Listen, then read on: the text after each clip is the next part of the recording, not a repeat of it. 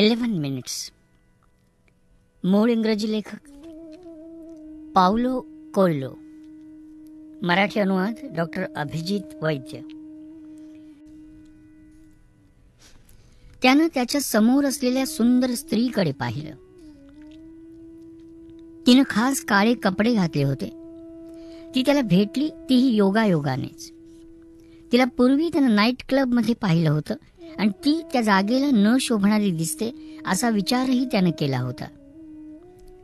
तिनं त्याला तिची उत्कटपणे इच्छा धरायला सांगितलं आणि त्यानं ते खूप उत्कटपणे केलं. ती कल्पना करू शकेल यापेक्षा खूप अधिक.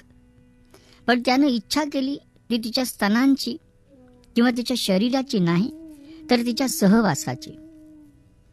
त्याला तिला बाहुपाशात घ्यायचं आणि अग्नीकडे पाहत वाईनचे घुटके घेत, कधी काळी ओढत असलेल्या सिगरेटचे झुरके घेत शांत बसायचं होतं. आयुष्य साध्या गोष्टींनी बनत असतं. काहीतरी शोधण्यात. जे काय ते त्याला माहीत नव्हतं. जी वर्ष त्यानं घालवली होती त्याचं ओझं आता त्याला सहन होत नव्हतं. आणि तरीही त्यानं तिला स्पर्श केला तर सारं काही हरवून जाईल. त्यानं जर तसं केलंच तर. कारण मारियात त्याला प्रकाश दिसलेला असला तरी तिच्या शेजारी असणं हे त्याच्यासाठी किती चांगलं आहे हे तिला कळतंय की नाही याची त्याला खात्री नव्हती. तो दाम मोजत होता. हो, सरोवराकाठी तिच्या शेजारी बसण्यासाठी आणि प्रेमाबद्दल बोलण्यासाठी आणि तिलाही तेच म्हणताना ऐकण्यासाठी. जेवढा काळ तिला जिंकायला लागेल तेवढा काळ तो पैसे देऊ शकत होता. कोणतेही धोके न पत्करणं, घाई न करणं, काही न बोलणंच उत्तम. राल्फ हार्टनं स्वतःला छळणं थांबवलं आणि पुन्हा एकदा त्यांनी नुकत्याच एकत्र शोधलेल्या खेळावर लक्ष केंद्रित केलं. त्याच्या समोरील स्त्रीचं बरोबर होतं. वाईन, अग्नी, सिगरेट्स आणि सहवास एवढंच पुरेसं नव्हतं. वेगळ्या प्रकारची नशा, वेगळ्या प्रकारच्या ज्वालांचीही गरज होतीच. तिनं खांद्यावर पट्टे असलेला पोशाख घातला होता. ती एका स्तनाचं दर्शन घडवत होती. तो तिची काया पाहू शकत होता. फिकी म्हणण्यापेक्षा अधिक गडद. त्याला ती हवी वाटली. त्याला ती तीव्रतेनं हवीशी वाटली. मारियाला राल्फच्या नजरेत झालेला बदल दिसला. दुसऱ्या कशाही पेक्षा त्याला ती हवीशी वाटते आहे या भावनेनंच ती उत्तेजित झाली. नेहमीच्या सूत्रबद्ध उत्तेजनांशी याचं काही घेणं देणं नव्हतं. मला तुझ्याबरोबर रतिक्रीडा करायची आहे. मला तुझ्याशी लग्न करायचंय. मला तू कामोत्कटतेच्या शिखरावर जावीस असं वाटतं. तू माझ्या मुलांना जन्म द्यावास. मला वचन हवंय आणि असलं बरंच काही नाही. इच्छा ही पूर्ण मुक्त भावना आहे. हवेत मोकळी असणारी, कंपणारी, काहीतरी हवं असण्याच्या इच्छेनं आयुष्य भरणारी. आणि तेच पुरेसं होतं. ती इच्छाच सर्व काही पुढे नेते. त्या इच्छेनंच पर्वत हलवले. तिला कामरसानं चिंब केलं.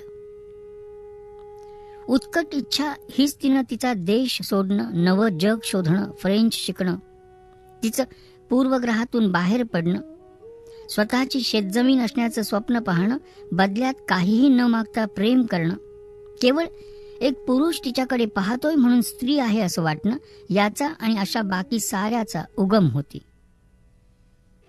हेतुपुरस्सर सावकाश तिनं दुसरा पट्टा घसरू दिला आणि पोशाख तिच्या शरीरावरून खाली घसरला. नंतर तिनं तिची ब्रा काढली. तिच्या शरीराचा वरचा भाग पूर्ण अनावृत्त. तो तिच्यावर झडप घालेल, स्पर्श करेल, प्रेमाचा अनाभाका घेईल की फक्त इच्छेतच रतिक्रीडेचा आनंद घेण्या इतपत पुरेसा संवेदनाक्षम आहे याचा अंदाज बांधत ती तिथे बसली होती. त्यांच्या भोवतीच्या गोष्टी बदलायला सुरुवात झाली. सर्व आवाज नाहीसे झाले. अग्नी, चित्र आणि पुस्तकं सावकाश नाहीशी झाली. त्याची जागा एका ध्यानस्थ अवस्थेनं घेतली. ज्या अवस्थेत इच्छित वस्तूच फक्त अस्तित्वात राहते आणि दुसरं काहीही महत्वाचं नसतं. तो हलला नाही. प्रथम तिला त्याच्या डोळ्यात काहीसा लाजरेपणा दिसला, पण तो फार काळ टिकला नाही. तो तिच्याकडे पाहत होता आणि त्याच्या कल्पनेच्या जगात तो तिला त्याच्या जिभेनं कुरवाळत होता. ते रतिक्रीडा करत होते, घामानं थपथपत, एकमेकांना आवेगानं बिलगत, हळुवारपणा आणि आडदांडपणा मिसळत, एकत्र हाका मारत आणि कणत. वास्तविक जगात ते काहीही बोलले नाहीत. त्यांच्यातलं कोणीही हललं नाही आणि ह्यानं तिला अधिकच उत्तेजित केलं, कारण तीही तिला आवडेल तो विचार करायला स्वतंत्र होती. ती त्याला हळुवार स्पर्श करायला सांगत होती. ती तिचे पाय विलग करत होती. ती त्याच्या समोर अत्यंत रोमांचकारी आणि असभ्य गोष्टी बोलत होती. जणू त्या एकच होत्या. हस्तमैथून करत होती. तिच्या चित्काराने शेजाऱ्यांना जागं करत, साऱ्या जगाला जागं करत तिनं अनेक वेळा कामोत्कर्ष अनुभवला. हा तिचा पुरुष होता, जो तिला सुख आणि आनंद देत होता, ज्याच्याबरोबर ती खरी जी व्यक्ती आहे ती असू शकत होती, ज्याच्याबरोबर ती तिच्या काम प्रश्नांबद्दल बोलू शकत होती, त्याला सांगू शकत होती की उरलेली रात्र, उरलेला आठवडा, उरलेलं आयुष्य त्याच्याबरोबर काढायला तिला किती आवडेल. त्यांच्या कपाळावर घामाचे बिंदू जमा व्हायला लागले. ती अग्नीची उष्णता आहे, दोघंही मनातून एकमेकांना म्हणाले. पण त्या खोलीतील पुरुषाने आणि स्त्रीने दोघांनीही मर्यादा गाठली होती. त्यांची कल्पनाशक्ती ते शिणवून बसले होते. चांगल्या क्षणांचा अनंत अनुभव त्यांनी एकत्रित घेतला होता. त्यांना थांबणं आवश्यक होतं, कारण त्यांनी आणखीन एक जरी पाऊल उचललं असतं तरी आतापर्यंतची किमया वास्तवानं नष्ट केली असती. अतिशय हळू, कारण शेवट हे आरंभापेक्षा नेहमीच अधिक अवघड असतात. तिनं तिची ब्रा घातली आणि तिचे उरोज झाकले. विश्व त्याच्या नेहमीच्या जागी परतलं. त्यांच्या भोवतीच्या वस्तू पुन्हा प्रकटल्या. तिच्या कमरेभोवती घसरलेला पोशाख तिने वर ओढला. ती हसली आणि अत्यंत हळुवारपणे त्याच्या चेहऱ्याला तिने स्पर्श केला. त्याने तिचा हात हातात घेतला. किती काळ तो धरावा किंवा किती घट्ट धरावा हे न समजताच त्याच्या गालावर दाबला. तिला त्याला सांगायचं होतं की तिचं त्याच्यावर प्रेम आहे, पण ते सारं काही बिघडवू शकतं, ते त्याला घाबरवू शकतं, आणि सगळ्यात वाईट म्हणजे ते त्याला म्हणायला लावू शकतं की त्याचंही तिच्यावर प्रेम आहे. मारियाला ते नको होतं. तिच्या प्रेमाचं स्वातंत्र्य काहीही न मागण्यावर आणि कशाचीही अपेक्षा न करण्यावर अवलंबून होतं. संवेदनशील असणाऱ्या कुणालाही हे समजतं की दुसऱ्या व्यक्तीला स्पर्शही न करता सुखाचा अनुभव घेणं शक्य आहे. शब्द, नजरानजर या सर्वात नृत्याचं गुपित सामावलंय. पण ट्रेन आली आहे. आपण आता आपल्या स्वतंत्र मार्गाने जातो आहोत. मी या प्रवासात तुझ्याबरोबर येण्याची आशा करते. कुठे? जिनिवाला परत. राल्फ उत्तरला. निरीक्षण उत्तम असणाऱ्या आणि आपल्या स्वप्नातील व्यक्तीला शोधून काढलेल्या माणसाला माहीत असतं की काम क्रीडेच्याही आधी काम ऊर्जा कार्यरत होते. काम क्रीडा हा सगळ्यात मोठा आनंद नसून ती ज्या उत्कटतेने केली जाते तो खरा आनंद आहे. जेव्हा इच्छा तीव्र असते तेव्हा नृत्य पूर्ण करण्यासाठी काम क्रीडा त्यात सामील होते, पण तो मुख्य हेतू कधीच नसतो. तू एखाद्या शिक्षकासारखी प्रेमाबद्दल बोलतेस? मारिया बोलत राहिली, कारण ही तिची सफाई होती. स्वतः कशाशीच वचनबद्ध न होता सर्व काही सांगण्याची तिची ती पद्धत होती. प्रेमात असणारी कोणतीही व्यक्ती सतत रतिक्रीडा करत असते. प्रत्यक्षात ती करत नसते तेव्हाही.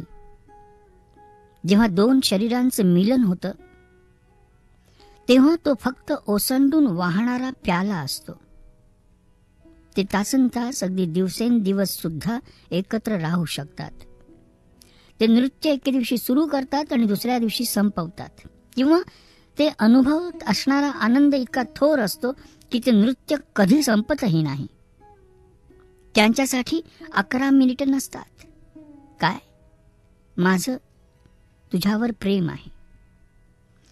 माझंही तुझ्यावर प्रेम आहे. मला माफ कर, मला समजत नाहीये की मी काय म्हणते. मलाही नाही. ती उठली, त्याचं चुंबन घेतलं आणि ती बाहेर पडली. यावेळी पुढचा दरवाजा तिनं स्वतः उघडला, कारण ब्राझिलियन अंधश्रद्धेनुसार घराच्या मालकानं पाहुणे जाताना फक्त पहिल्या वेळीच दरवाजा उघडायचा असतो.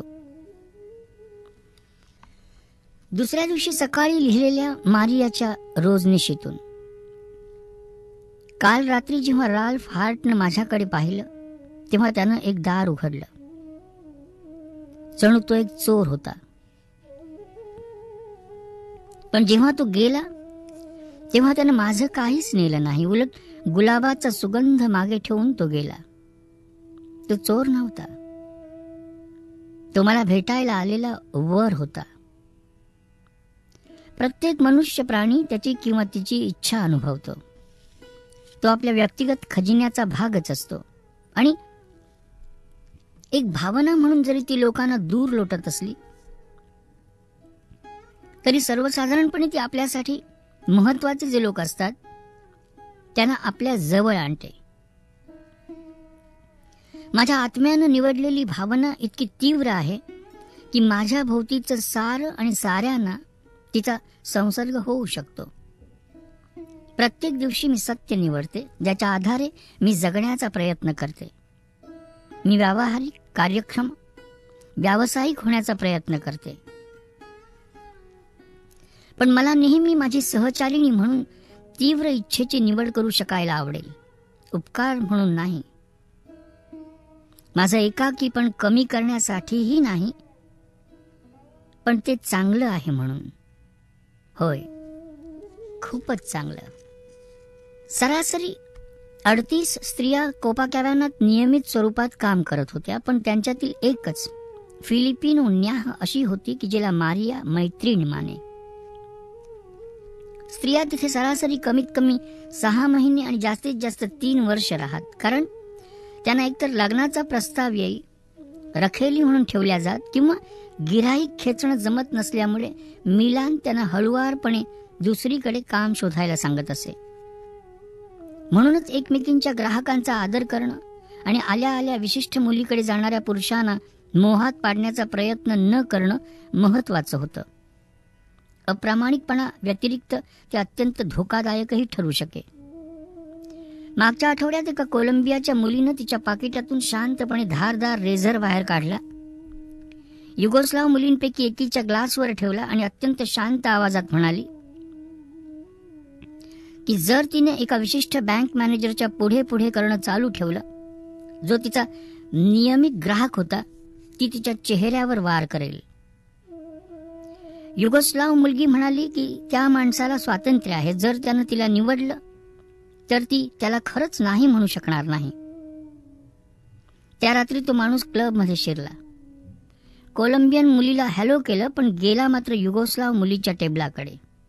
त्याने ड्रिंक घेतलं, नृत्य केलं आणि युगोस्लाव मुलीनं कोलंबियनकडे पाहून पाहिलंस, त्यानं मला निवडलं अशा अर्थानं डोळे मिचकावले. मारियाच्या दृष्टीनं अत्यंत टोकाचं डिवचणं. पण त्या मिचकावण्यात न बोलता अनेक गोष्टी होत्या. त्यानं मला निवडलं कारण मी अधिक सुंदर आहे, कारण मी गेल्या आठवड्यात त्याच्याबरोबर गेले आणि त्याला त्यात खूप आनंद मिळाला, कारण मी तरुण आहे. कोलंबियन मुलगी काहीच म्हणाली नाही.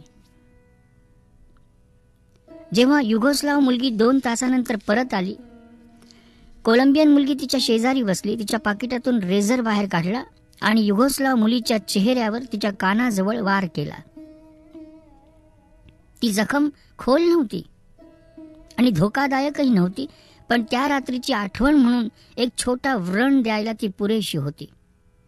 दोघींची झटापट सुरू झाली. सगळीकडे रक्त उडालं आणि घाबरलेले ग्राहक पळाले. जेव्हा पोलीस काय चाललंय ते जाणून घेण्यासाठी आले, युगोस्लाव मुलगी म्हणाली शेल्फवरून पडलेल्या ग्लासमुळे तिच्या चेहऱ्याला जखम झाली. ही सारवासारव हा शांततेच्या अलिखित नियमाचा भाग होता, किंवा ज्याला ओमर्टा असं म्हणायला इटालियन वेश्यांना आवडतं. म्हणजे रूडी बर्नमधील कोणताही प्रश्न प्रेमापासून मृत्यूपर्यंत सोडवला जाईल, पण कायद्याच्या हस्तक्षेपाशिवाय. पोलिसांना ओमर्टाबद्दल माहिती होती आणि ती बाई खोटं बोलत आहे हे त्यांना दिसत होतं, पण त्याने हट्ट धरला नाही. अटक करायची, खटला भरायचा आणि त्यांना तुरुंगात ठेवायचा म्हणजे स्विस करदात्यांना खूप खर्चात पाडणं आलं. मिलाननं तातडीच्या प्रतिसादाबद्दल पोलिसांचे आभार मानले. तो पोलिसांना म्हणाला की तो सर्व गैरसमज होता किंवा प्रतिस्पर्धी नाईट क्लबचा मालक त्रास देण्याचा प्रयत्न करत होता. पोलीस जाताच त्यानं त्या 2 मुलींना त्याच्या क्लबमध्ये पुन्हा न येण्यास सांगितलं. शेवटी कोपाकॅबाना ही कौटुंबिक जागा होती. हे विधान मारियाला स्वीकारायला जड गेलं आणि त्याला प्रसिद्धी टिकवायची होती. तिथे मारामाऱ्या होत नसत, कारण दुसऱ्या स्त्रीच्या गिऱ्हाईकाचा आदर करायचा हा तिथला पहिला अलिखित नियम होता. दुसरा अलिखित नियम म्हणजे योग्य अयोग्य ठरवण्याचा तिथल्या व्यक्तीला असलेला पूर्ण अधिकार, अगदी स्विस बँकेप्रमाणे. हे मुख्यत्व तसंच होतं, कारण तिथे स्त्रिया ग्राहकांवर विश्वास टाकू शकत. एखादी बँक ग्राहकांच्या चालू खात्याची स्थिती आणि वैयक्तिक ओळखींवर जशी ग्राहक निवडते तसे तिथले ग्राहकही निवडलेले असत. कधीतरी चुका होत. पैसे बुडवण्याच्या, मुलींना धमकावण्याच्या किंवा धक्काबुक्कीच्या काही दुर्मिळ घटना घडत. पण क्लबची प्रसिद्धी निर्माण करण्यासाठी आणि वाढवण्यासाठी संघर्ष करत त्याने घालवलेल्या वर्षात कुणाला येण्याचं आमंत्रण द्यायचं किंवा कुणाला नाही हे ओळखण्यात मिलान चांगलाच तरबेज झाला होता. कोणत्याही बाईला माहीत नव्हतं की हे तो कसं ठरवत असे. पण त्यांनी अनेक वेळा चांगले कपडे घातलेल्या व्यक्तीला त्या रात्री क्लब भरलेला असल्याचं, जरी तो रिकामा असला तरी, आणि तो पुढील काही रात्री भरलेला असेल म्हणजे कृपया परत येऊ नका असं मिलाननं सांगितल्याचं पाहिलेलं होतं. त्यांनी दाढी न केलेल्या कॅज्युअल पोशाखातील माणसांना मिलाननं उत्साहात शॅम्पेनचा एखादा पेग घ्यायला आमंत्रित केलेलंही पाहिलेलं होतं. कोपाकॅबानाचा मालक दिसण्यावरून, पोशाखावरून कधीच अनुमान काढत नसे आणि त्याचे अंदाज किंवा अनुमान कधीच चुकीचे नसत. मिलानचं वागणं म्हणजे चांगलं व्यावसायिक नातं होतं आणि त्यात गुंतलेल्या सर्वांच्या सोयीचं असल्याचं दिसत होतं. बहुसंख्य ग्राहक विवाहित होते किंवा कुठल्या तरी कंपनीत महत्वाच्या पदावर होते. तिथे काम करणाऱ्या काही स्त्रियाही विवाहित होत्या आणि त्यांना मुलं होती. त्या त्यांच्या मुलांच्या शाळेत पालक सभेसाठी जात, पण त्यांना खात्री होती की उघडं पडण्याचा धोका नव्हता. जर पालकांपैकी कोणी कोपाकॅबानाला आलं तर तेही उघडे पडू शकतात आणि म्हणून काही म्हणू शकत नसत. ओमर्टा अशा प्रकारे चालत असे. स्त्रियांमध्ये सहकारी असल्याची भावना होती, पण मैत्री नसे. कोणीही त्यांच्या आयुष्याबद्दल फारसं बोलत नसे. जी काही थोडी संभाषणं झाली त्यात मारियाला तिच्या सहकाऱ्यांमध्ये कडवटपणा, अपराधीपणा किंवा दुःख सापडलं नाही. फक्त सापडली एक प्रकारची विरक्ती आणि डोळ्यातील बेपर्वाईची आश्चर्यकारक झाक. जणू काही जगाचा सामना त्या ज्या आत्मविश्वासाने आणि स्वतंत्रपणे करत होत्या त्याचा त्यांना अभिमान होता. कामावर नव्यानेच आलेल्या कोणत्याही बाईला एका आठवड्यानंतर सहकारी व्यावसायिक मानलं जाई आणि तिला ग्राहकांची वैवाहिक जीवन अखंड ठेवायला मदत करण्याच्या, कामाच्या वेळांव्यतिरिक्त भेटण्याचं निमंत्रण न स्वीकारण्याचा, मत देऊ न करता कबुली जबाब ऐकण्याचा, कामोत्कर्षावेळी चित्कार काढायचा, रस्त्यात भेटलेल्या पोलिसाला हॅलो म्हणायचं, तिचा कामाचा परवाना आणि आरोग्य तपासणी अप टू डेट ठेवायचा आणि शेवटी ती जे करत आहे त्याच्या नैतिक आणि कायदेशीर बाबींच्या फार खोलात न जाण्याचा सल्ला दिला जाई. त्या जशा होत्या आणि जे होतं ते असं होतं.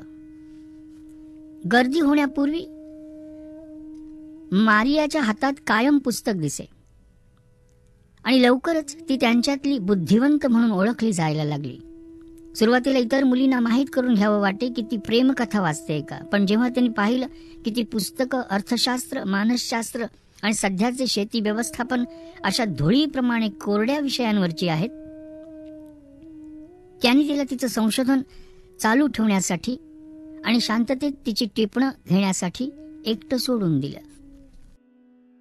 मारियानं मिलानचा विश्वास आणि तिच्या सहकाऱ्यांना मत्सर या दोन्ही गोष्टी मिळवल्या, कारण तिला अनेक नियमित गिऱ्हाईकं मिळाली होती आणि ती कोपाकॅबानात गर्दी नसली तरी प्रत्येक रात्री तिथे जाई. त्यामुळे ती महत्वाकांक्षी, उद्धट आहे आणि फक्त पैसे कमावण्याचाच विचार करते. शेवटचा भाग खरा होता, पण तिला त्यांना विचारावंच वाटे की त्या सर्व त्याच कारणासाठी तिथे नव्हत्या का? काहीही असो, अशा तऱ्हेच्या शेऱ्यांनी कोणी मरत नाही. असे शेरे कोणत्याही यशस्वी व्यक्तीच्या आयुष्याचे भाग असतात. निवडलेल्या तारखेला ब्राझीलला परत जायचं आणि शेत जमीन घ्यायची या तिच्या 2 लक्ष्यांपासून स्वतःला विचलित होऊ देण्यापेक्षा अशा शेऱ्यांची सवय करणंच तिच्यासाठी चांगलं होतं. आत्ता तिच्या विचारात राल्फ हार्ट सकाळपासून रात्रीपर्यंत येऊ लागला होता आणि प्रथमच अस्तित्वात नसलेल्या प्रेमाबद्दल तिला आनंद वाटू लागला.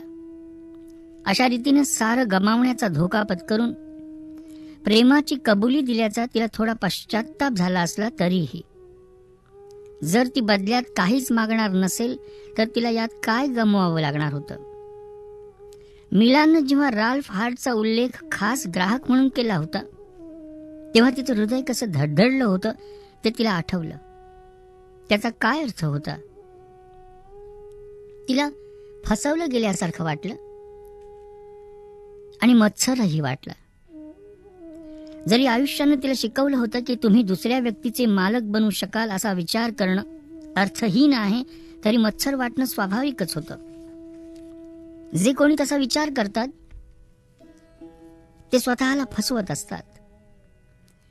जे प्रेम स्वतःचा नाजूकपणा दाखवू शकतं ते सर्वात भक्कम प्रेम.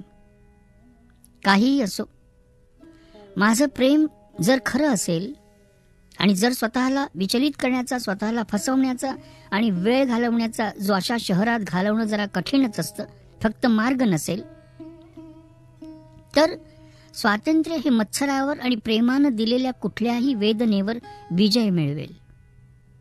कारण वेदना सुद्धा नैसर्गिक प्रक्रियेचा भाग असते. खेळांचा सराव करणाऱ्या कोणालाही हे माहीत असतं. जर तुम्हाला तुमची उद्दिष्ट साध्य करायची असतील तर तुम्हाला वेदनेच्या किंवा रोजच्या गैरसोयीच्या यात्रेसाठी तयार राहावं लागतं. प्रथमदर्शनी ते दुःखदायक आणि नामोहरम करणारं वाटत असेल, पण कालांतरानं तुम्हाला समजतं की चांगलं वाटण्याच्या प्रक्रियेचा हा भाग आहे. आणि असा एक क्षण येतो की जर तुम्हाला वेदना जाणवली नाही तर तुम्हाला वाटतं की व्यायाम अपेक्षित परिणाम साधत नाहीये. त्या वेदनेला विशिष्ट व्यक्तीचं नाव देऊन तिच्यावर लक्ष केंद्रित करण्याचा आणि तुमच्या विचारात तिला सतत ठेवण्याचा धोका असतो. नशीब इतकंच की मारिया स्वतःला यातून मुक्त करू शकली होती.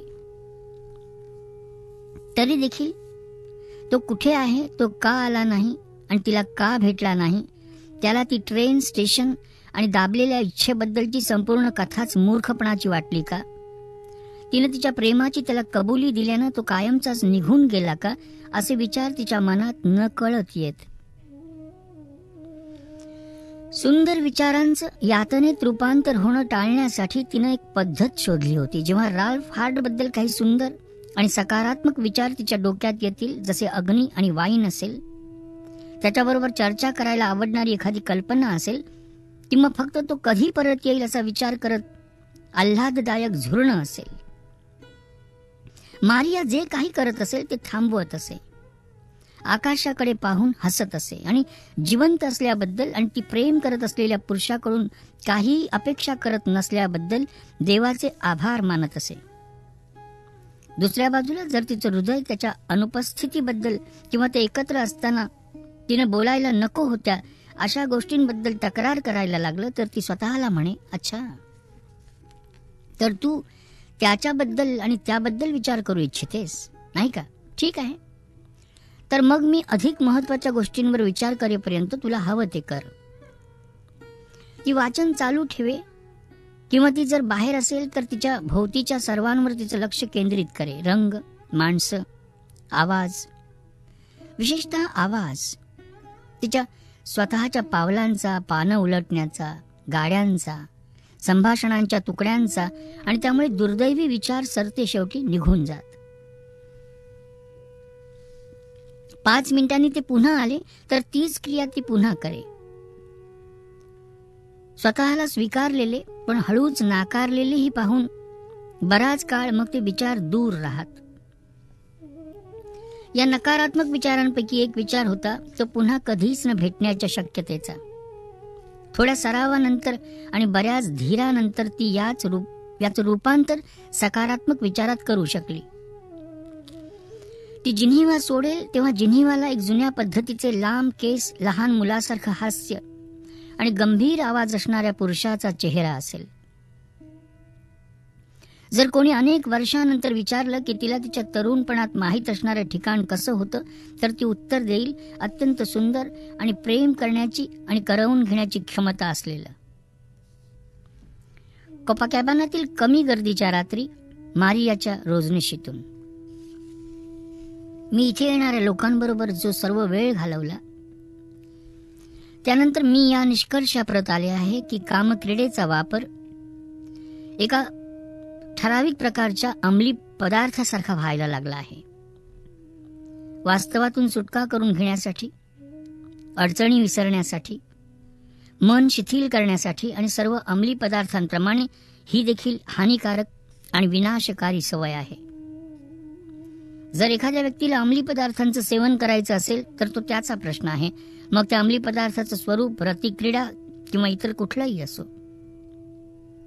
त्याच्या कृतीचे चांगले किंवा वाईट परिणाम ती व्यक्ती ज्या पर्यायाची निवड करेल त्यावर ठरतील. पण आपण आयुष्यात जर प्रगती करण्याच्या भाषेत बोलत असू तर आपण हे समजून घ्यायला हवं की बरंच चांगलं ह्याचा अर्थ उत्तम ह्यापेक्षा खूप वेगळा असतो. माझी गिराईक जो विचार करतात त्याच्या अगदी विरुद्ध. कामक्रीडा कोणत्याही वेळी करता येत नाही. आपल्या आत एक घड्याळ असतं आणि कामक्रीडा करण्यासाठी दोघांच्याही घड्याळांचे काटे एकाच तासाकडे एकाच वेळी निर्देश करणारे असावे लागतात. ते प्रत्येक दिवशी घडत नाही. तुम्ही जर दुसऱ्या व्यक्तीवर प्रेम करत असाल तर आनंद मिळण्यासाठी तुम्ही फक्त कामक्रीडेच्या कृतीवर विसंबून नसता. एकत्र राहणाऱ्या आणि एकमेकांवर प्रेम करणाऱ्या 2 व्यक्तींसाठी संभोग म्हणजे कधीतरीच होणाऱ्या अनपेक्षित भेटीपेक्षा काहीतरी अधिक असतं. म्हणजेच ते लिंगांचं उत्कट आलिंगन असते. आणि हे जोपर्यंत समजत नाही तोपर्यंत आपापल्या घड्याळांचे काटे एकमेकांना धीर धरून सांभाळत त्यात खेळ आणि नाट्य पेरत जुळवावे लागतात. सारं काही महत्वाचं आहे. जर तुम्ही तुमचं आयुष्य उत्कटपणे जगला तर तुम्ही सतत आनंदाचा अनुभव घ्याल आणि तुम्हाला कामक्रीडेची गरजच वाटणार नाही. जेव्हा तुम्ही कामक्रीडा कराल ती तृप्तीच्या भावनेतून असेल, कारण मद्याचा प्याला इतका भरलेला असेल की तो नैसर्गिकरित्याच ओसंडून वाहील. ते अटळपणे घडेल कारण तुम्ही जीवनाच्या हाकेला प्रतिसाद देत असाल. त्या क्षणी आणि फक्त त्याच क्षणी तुम्ही स्वतःला ताबा सुटण्याची परवानगी दिलेली असेल. टीप, मी आत्ताच जे लिहिलंय ते वाचलं. किती दुःखद आहे की मी जरा जास्तच बुद्धिनिष्ठ होते आहे. हे लिहिल्यावर थोड्याच वेळानंतर ती आणखीन एका रात्रीसाठी समंजस माता किंवा निष्पाप मुलगी बनण्याची तयारी करत असताना कोपाकॅबानचं दार उघडलं गेलं आणि रेकॉर्ड कंपनीतील अधिकारी, खास गिराहिकांपैकी एक टेरेन्स आत शिरला. बारच्या मागे असणारा मिलान खुश दिसला. मारियानं त्याची निराशा केली नव्हती. एकाच वेळी खूप काही आणि खूप थोडं बोलून गेलेले ते शब्द मारियाला आठवले. वेदना, यातना आणि खूपसा आनंद. मी लंडनहून खास तुला भेटण्यासाठी विमानानं आलोय. मी तुझ्याबद्दल खूपच विचार करतोय. फारसं प्रोत्साहन देत आहे असं न दिसण्याचा प्रयत्न करत ती हसली.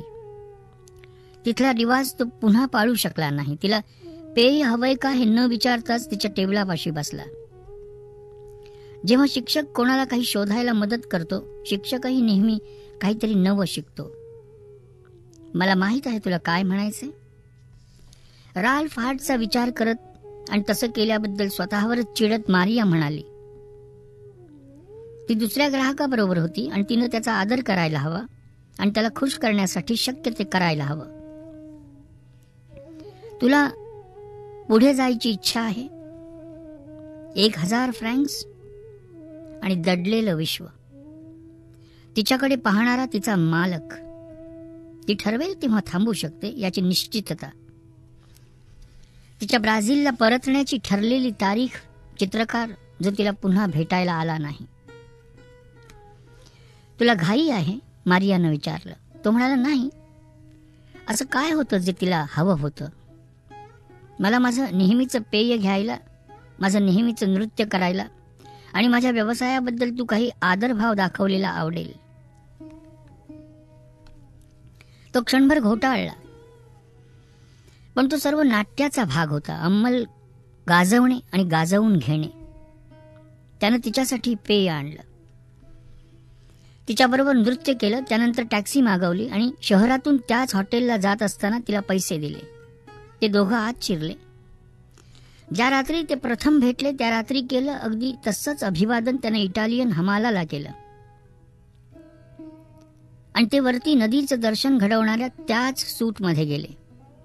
टेरेन्स उठला आणि त्याने त्याचा लायटर बाहेर काढला. एकदम मारियाच्या लक्षात आलं की खोलीभर डझनांनी मेणबत्त्या मांडलेल्या होत्या. त्यानं त्या पेटवायला सुरुवात केली. तुला काय माहीत करून घ्यायला आवडेल की मी असा का आहे म्हणून? कारण माझा अगदीच गैरसमज झाला नसेल तर आपण एकत्र घालवलेली ती संध्याकाळ तू आनंदात घालवलीस. तू सुद्धा अशी आहेस का? तू सुद्धा अशी का आहेस हे तुला जाणून घ्यायचे. तुला मी विचार करत होते की ब्राझीलमध्ये आमच्यात एक अंधश्रद्धा आहेत की तुम्ही एकाच काडीनं 3 गोष्टी कधी पेटवू नयेत. तू या श्रद्धेचा आदर करत नाहीयेस. त्यानं तिच्या विधानाकडे दुर्लक्ष केलं. तू माझ्यासारखी आहेस. तू इथे 1000 फ्रँकसाठी आलेली नाहीयेस, तर अपराधीपणा आणि परावलंबित्व, तुझे विविध गुंते आणि असुरक्षिततेच्या भावनेतून आली आहेस. हे चांगलंही नाही आणि वाईटही. हा फक्त मानवी स्वभाव आहे. त्याने रिमोट उचलला आणि दूरचित्रवाणीवरच्या बातम्या आणि युद्धातून सुटण्याचा प्रयत्न करणाऱ्या निर्वासितांवरचं वृत्त सापडेपर्यंत अनेक वेळा चॅनल बदललं. ते पाहतेस तू? तू कधी ज्या कार्यक्रमात लोक त्यांच्या व्यक्तिगत प्रश्नांची चर्चा सर्वांसमोर करतात ते पाहिलं आहेस? तू कधी वर्तमानपत्रांच्या स्टॉलवर गेलीस आणि मथळे पाहिलेत? जग दुःख आणि वेदनात आनंद घेतं. आपण या गोष्टींकडे ज्या प्रकारे पाहतो त्यात सॅडिझम म्हणजेच दुसऱ्यांच्या वेदनात आनंद घेण्याची वृत्ती आहे. आनंदी राहण्यासाठी आपल्याला हे सारं माहीत असण्याची गरज नाही हा निष्कर्ष काढण्यात मॅसोचिझम म्हणजेच दुसऱ्याकडून आपल्यावर सत्ता गाजवून घेण्याची प्रवृत्ती आहे. आणि तरीही आपण दुसऱ्यांच्या शोकांतिका पाहतो आणि कधीतरी त्यांच्याबरोबर दुःखही भोगतो. त्याने शॅम्पेनचे 2 प्याले भरले, टीव्ही बंद केला आणि मारियानं उल्लेख केलेल्या अंधश्रद्धेला न जुमानता मेणबत्त्या पेटवणं सुरू केलं. मी म्हटल्याप्रमाणे ही मानवी स्थिती आहे. आपण जेव्हा स्वर्गातून हाकलले गेलो तेव्हापासून आपण एकतर दुःख भोगतोय नाहीतर दुसऱ्या लोकांना दुःख भोगायला लावतोय किंवा दुसऱ्यांना दुःख भोगताना पाहतोय. ते आपल्या नियंत्रणाबाहेरचं आहे.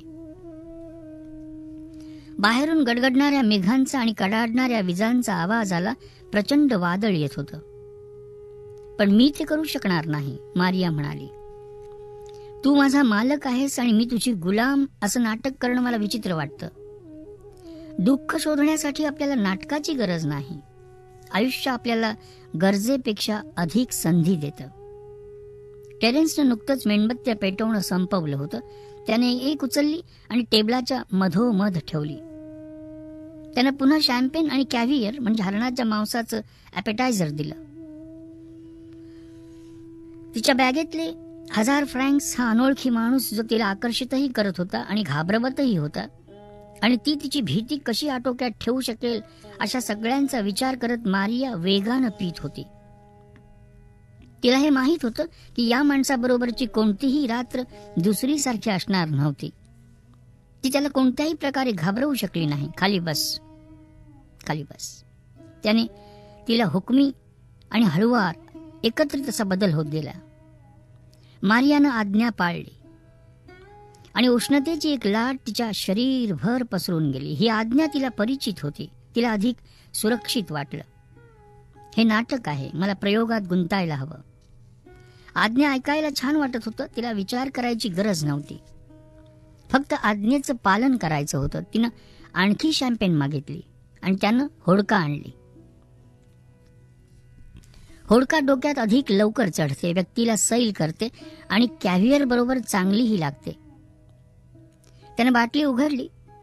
मारिया बाहेरच्या विजांचा कडकडाट आणि मेघांचा गडगडाट ऐकत एकटीच पीत होती. सगळा भवताल तो क्षण परिपूर्ण करण्यासाठी षडयंत्र रचित होता. जणू आकाश आणि जमिनीची ऊर्जाही त्याची हिंसक बाजू दाखवत होते. थोड्या वेळाने टेरेन्सनं कपाटातून एक छोटी सुटकेस बाहेर काढून पलंगावर ठेवली. हलू नकोस. मारिया स्तब्ध बसली. त्यानं सुटकेस उघडली आणि क्रोमच्या हातकड्यांची जोडी बाहेर काढली. तुझे पाय विलक करून बस. तिनं आज्ञेचं पालन केलं. निवडीसाठी असमर्थ, समर्पित, कारण तिची तशी इच्छाच होती. तिनं पाहिलं तो तिच्या पायांमध्ये पाहत होता. त्याला तिची काळी पॅन्टी, तिचे लांब स्टॉकिंग्स, तिच्या मांड्या दिसत होत्या. तो तिची योनी आणि तिच्यावरचे केस यांची कल्पना करू शकत होता. उभी राहा. ती खुर्चीतून झटकन उठली. तिला सरळ उभं राहणं अवघड वाटलं आणि तिला लक्षात आलं की तिला वाटतंय त्यापेक्षा तिला चांगलीच चढली आहे. माझ्याकडे पाहू नकोस. तुझं डोकं खाली झुकव. तुझ्या मालकाचा आदर कर. तिने डोकं खाली झुकवण्यापूर्वीच सुटकेसमधून एक सडपातळ चाबूक काढला जात असलेला पाहिला. त्यानंतर तो चाबूक जणू जिवंत असल्यासारखा हवेत कडाडला. पीत राहा. तुझं डोकं खाली झुकवलेलं ठेव, पण पीत राहा. तिने होडकाचे आणखीन 1, 2, 3 प्याले रिचवले. आता हे फक्त नाटक नव्हतं, ते वास्तव होतं. नियंत्रण तिच्या हाताबाहेर होतं. तिला एखाद्या वस्तूसारखं वाटलं. निव्वळ साधन आणि आश्चर्यकारक वाटत असलं तरीही त्या शरणागत भावनेनं तिला पूर्ण स्वातंत्र्याची जाणीवही दिली. ती आता सूचना देणारी, सांत्वन करणारी, कबुली जबाब ऐकणारी, चेतवणारी शिक्षिका नव्हती. या माणसाच्या भीतीदायक ताकदीपुढे ती ब्राझीलच्या ग्रामीण भागातील एक मुलगी होती. तुझे कपडे काढ. आज्ञा तुटकपणे, इच्छेच्या लवलेशा विना दिली गेलेली होती आणि तरीही वैषयिक भावना चाळवणारे यापेक्षा अधिक काहीही असू शकत नव्हतं. आदराची खूण म्हणून डोकं खाली झुकवत मारियानं तिच्या कपड्यांची बटणं काढली आणि ते जमिनीवरून घसरू दिले. तू नीट वागत नाहीयेस, कळलं तुला?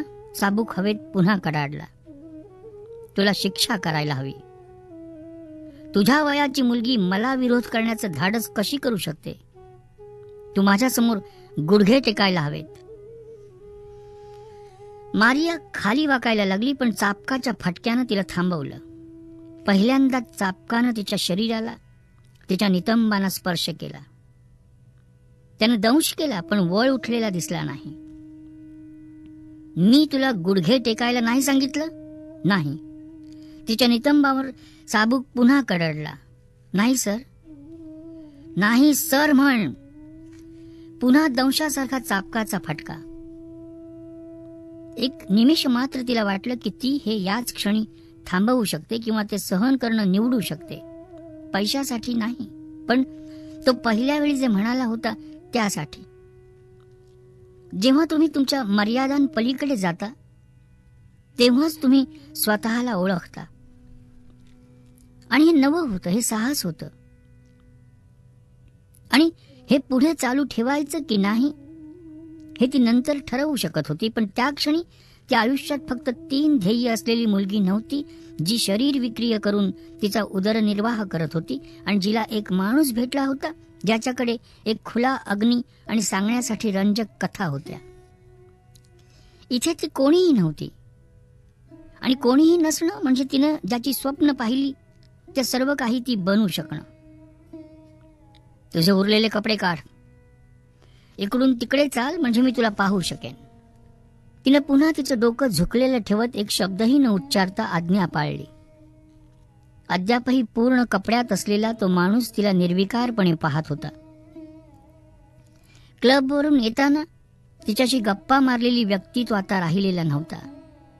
तो लंडनहून प्रवास करून आलेला उलेसिस होता. स्वर्गातून खाली आलेला थिसियस होता. जगातील सर्वात सुरक्षित शहर भेदणारा अपहरणकर्ता आणि पृथ्वीवरचं सर्वात थंड हृदय असणारा होता. तिनं तिची पॅन्टी ब्रा अचानक प्रतिकारहीन आणि सुरक्षित वाटत काढली. चाबूक पुन्हा यावेळी तिच्या शरीराला स्पर्श न करता कडाडला. तुझं डोकं खाली ठेव. तू इथे अपमानित होण्यासाठी, माझ्या प्रत्येक इच्छेला शरण जाण्यासाठी आहेस, कळलं तुला? होय सर.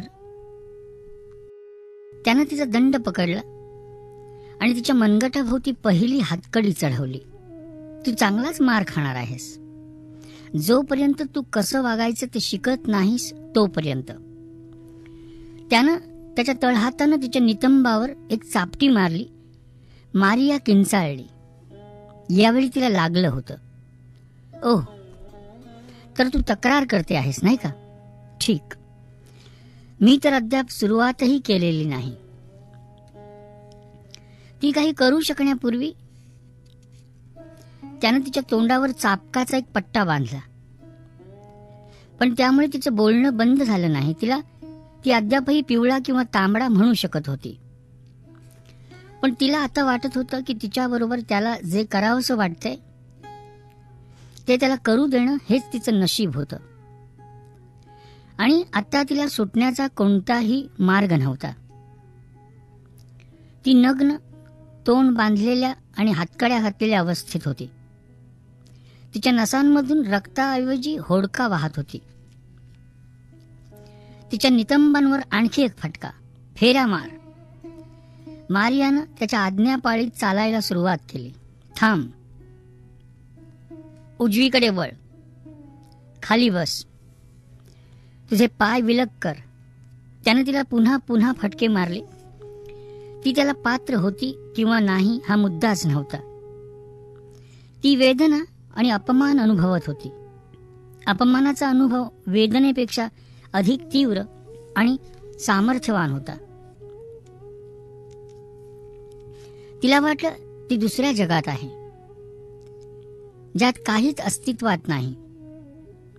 ही तर जवळपास धार्मिक भावना होती. स्वचा अंत, समर्पण आणि त्याबरोबरच अहंकार, इच्छा किंवा इच्छाशक्तीच्या भावनांचा पूर्ण अंत. ती कामरसानं चिंब भिजली आणि काम भावनेनं पेटली. हे काय चाललंय ते मात्र तिला समजत नव्हतं. पुन्हा तुझ्या गुडघ्यांवर बस. तिनं तिचं डोकं आज्ञाधारकपणाची आणि अपमानित झाल्याची खूण म्हणून सतत खाली ठेवल्यामुळे नक्की काय चाललंय ते ती पाहू शकत नव्हती. पण तिच्या लक्षात आलं की त्या दुसऱ्या विश्वात, त्या दुसऱ्या ग्रहावर तो माणूस चाबूक धरून आणि तिच्या नितंबांवर फटके मारून दमून धापा टाकीत होता. तर तिला स्वतःला शक्ती आणि ऊर्जेनं भरल्यासारखं वाटत होतं. तिची आता सर्व लज्जा गेली होती आणि तिचा आनंद उघडपणे प्रदर्शित करण्यात तिला कसलाच संकोच वाटत नव्हता. तिला स्पर्श करण्यासाठी त्याची याचना करत ती चित्कारू लागली. पण त्यानं तिला पकडलं आणि पलंगावर फेकलं. त्यानं धसमुसळेपणानं तिचे पाय फाकवले. अर्थात तिला माहीत होतं की हा हिंस्त्रपणा तिला प्रत्यक्षात इजा करणार नाही. आणि तिचे पाय पलंगाच्या 2 टोकाला बांधले. आता तिची मनगट मागे हातकड्यात अडकलेली, तिचे पाय फाकलेले आणि तोंड बांधलेलं होतं. तो आता संभोग केव्हा करणार आहे? त्याला हे दिसत नाही का की ती तयार आहे? ती त्याची सेवा करू इच्छिते. ती त्याची गुलाम, त्याच्या हातातलं बाहुलं त्याची वस्तू आहे आणि तो तिला जे करण्याची आज्ञा देईल ते काहीही करायला ती तयार आहे. मी तुला आणखीन पुढे नेलेलं आवडेल. चाबकाच्या मुठीचं टोक त्यानं तिच्या योनीवर ठेवलेलं तिनं पाहिलं. त्यानं ती मूठ वर खाली घासली आणि जेव्हा ती तिच्या शिसनिकेवर घासली गेली तेव्हा तिचा पूर्ण ताबा सुटला. तिला कल्पना नव्हती की ते तिथे किती काळ होते किंवा तिनं किती वेळा फटके खाल्ले, पण अचानक अत्यंत बेभानपणे तिनं तीव्र कामोत्कर्ष अनुभवला. हा अनुभव इतक्या महिन्यात डझनावारी नाही, शेकडो माणसं तिला देण्यास असमर्थ ठरली होती.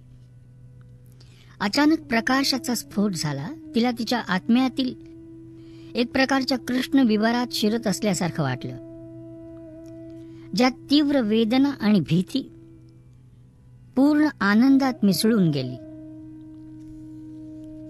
तिला पूर्वी ज्ञात असणाऱ्या सर्व मर्यादांबाहेर ती ढकलली गेली. ती कंढली आणि किंचाळली. तोंड बांधलेलं असल्यानं तिचा आवाज दबलेला होता.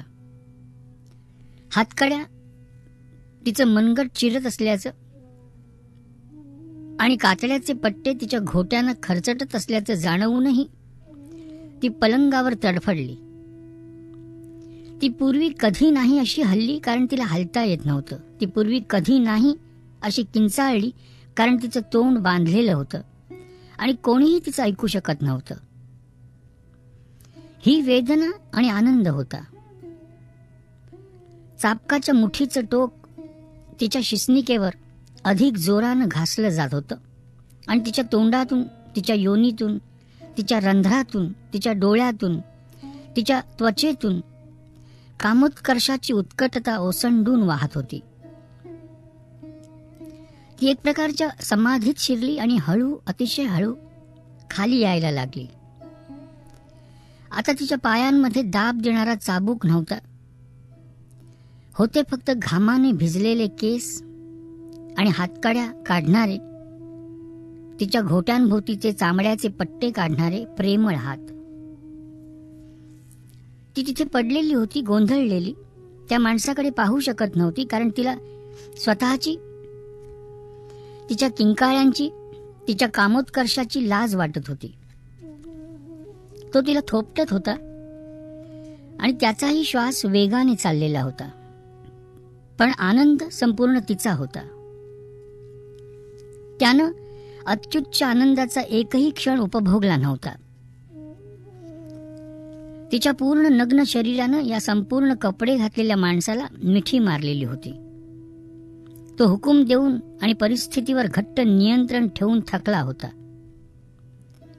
तिला कळत नव्हतं काय बोलावं ते, पुढे कसं चालू ठेवावं, पण तिला सुरक्षित आणि संरक्षित वाटलं कारण त्यानं तिला तिच्या आतल्या अशा जागी जाण्याचा मार्ग दाखवला होता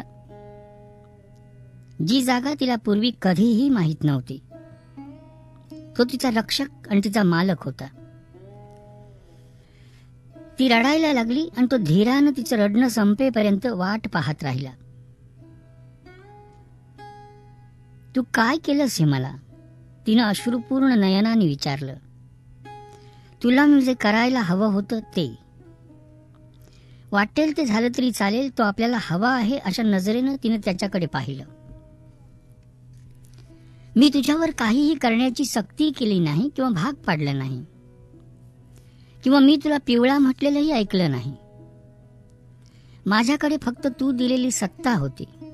माझ्या बाजूने उपकाराची किंवा धमकावण्याची भावना नव्हती, फक्त तुझी इच्छा होती तू गुलाम आणि मी मालक असेन. पण माझी ताकद फक्त तुला स्वतःच्या मुक्तीच्या दिशेने ढकलण्यासाठीच होती. हातकड्या, तिच्या घोट्यांभोवती चामड्याचे पट्टे, अपमान जो कोणत्याही वेदनेपेक्षा अधिक तीव्र आणि अधिक सामर्थ्यवान होता, तरीही त्याचं अगदी बरोबर होतं. भावना पूर्ण स्वातंत्र्याची होती. मारियाला ऊर्जेनं आणि उत्साहानं भरल्यासारखं वाटलं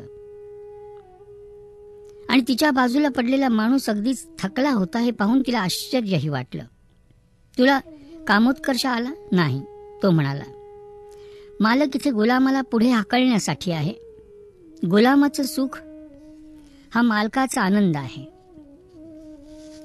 यातील कशालाच अर्थ असल्यासारखं वाटत नव्हतं, कारण हे सगळं काल्पनिक गोष्टींमध्ये असतं तशा पद्धतीचंही नव्हतं आणि वास्तव जीवनात असतं तशा प्रकारचंही नव्हतं.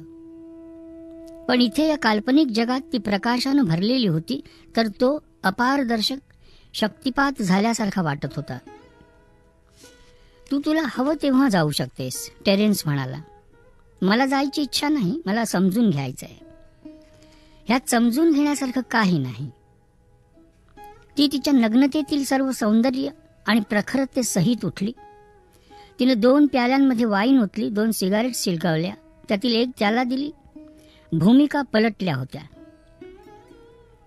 ती आता गुलामाची सेवा करणारी, त्यानं तिला दिलेल्या सुखासाठी त्याला बक्षिसी देणारी मालकीण होती. मी कपडे घालीन आणि मग जाईन, पण प्रथम मला थोडं बोलायचंय. यात बोलण्यासारखं काही नाही.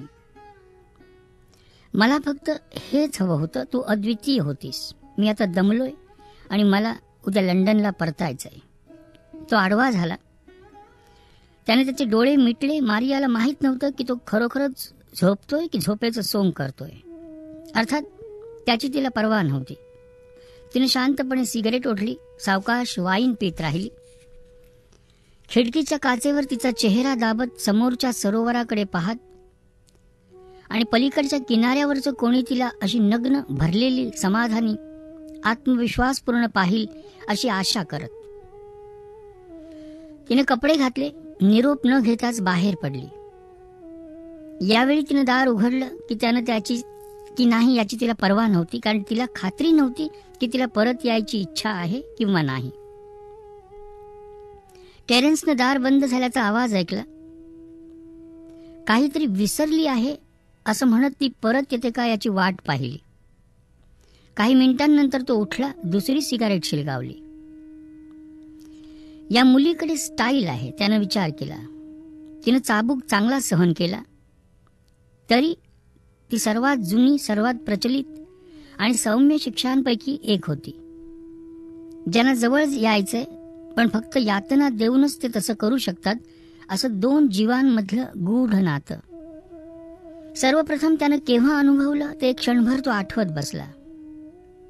लाखो जोडपी तिकडे सॅडो मॅसोचिझमच्या कलेचा वापर रोज त्यांच्याही नकळत करत असतात.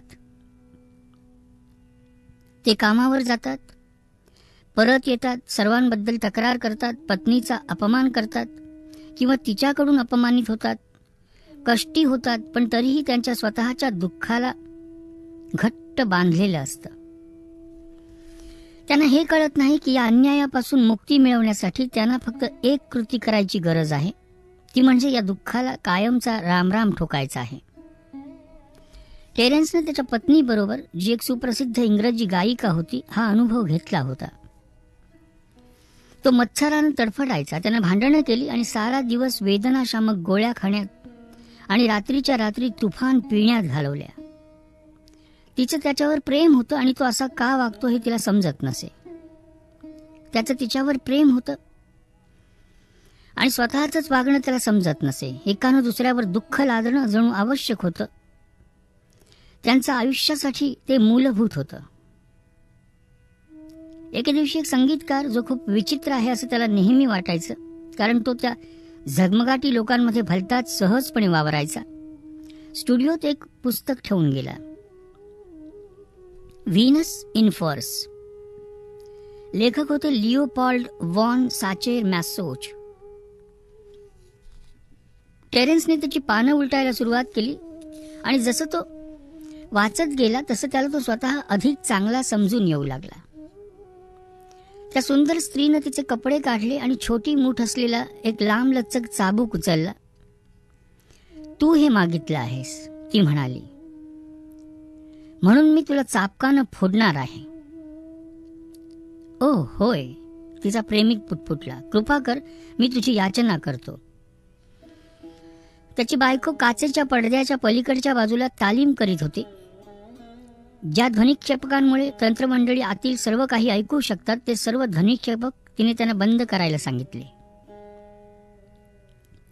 टेरेन्सच्या मनात विचार आला, ती पियानो वादकाबरोबर भेटबीट तर ठरवत नसेल, आणि त्याच्या लक्षात आलं की तिच्या पायी तो आता वेडा पिसा होतोय. पण तो आता यातनांना इतका सरावला होता की तो त्याशिवाय राहूही शकत नव्हता. मी तुला चापकानं फोडणार आहे, तो वाचत असलेल्या पुस्तकातील नग्न स्त्री म्हणाली. ओ होय, कृपा कर, मी तुझी याचना करतो. तो दिसायला चांगला होता आणि रेकॉर्ड कंपनीत ज्याच्यावर विसंबून राहावं अशी महत्वाची शक्ती होता. त्यानंही असं आयुष्य जगण्याची काय गरज होती, कारण त्यालाच ते तसं घालवायचं होतं. त्याची लायकीच यातना भोगण्याची होती. आयुष्य त्याच्याशी खूप चांगलं वागलं होतं आणि जीवनानं दिलेला पैसा, सन्मान, प्रसिद्धी या वरदानांसाठी तो लायक नव्हता. त्याला वाटलं त्याची कारकीर्द त्याला अशा बिंदूंकडे नेत होती जिथे तो यशावर अवलंबून राहायला लागेल. या विचारानं तो घाबरून गेला, कारण त्याने अनेकांना यशोशिखरावरून कोसळलेलं पाहिलं होतं. त्यानं पुस्तक वाचलं. वेदना आणि सुख यांच्या गूढ संबंधांबद्दल सर्व काही वाचायला त्यानं सुरुवात केली. त्यानं भाड्यानं आणलेल्या चित्रफिती आणि पुस्तकं त्याच्या बायकोला सापडली. तिने त्याला विचारलं, हे सर्व कशाबद्दल आहे? तो मनोरुग्ण झालाय? टेरेन्स म्हणाला, नाही. एका नव्या मुखपृष्ठासाठी तो करत असलेलं ते संशोधन आहे. नंतर अगदी सहज म्हणाला, कदाचित आपण ते करून पाहूयात. त्यांनी तसं केलं. त्यांनी खूप भीत पोर्नोग्राफीच्या दुकानात सापडलेल्या पुस्तिकांच्या आधारे सुरुवात केली. यथावकाश त्यांनी नवी तंत्र शोधली, त्यांच्या कृती धोकादायक मर्यादेपर्यंत नेल्या, आणि तरीही त्यांना वाटलं की त्यांचा वैवाहिक बंध अधिक मजबूत झालाय. ते कुठल्या तरी दडपलेल्या, निषिद्ध, बंदी असणाऱ्या कशातले तरी साथीदार होते. त्यांच्या एकत्रित अनुभवाचं रूपांतर कलेत झालं होतं. त्यांनी नवी साधनं निर्माण केली.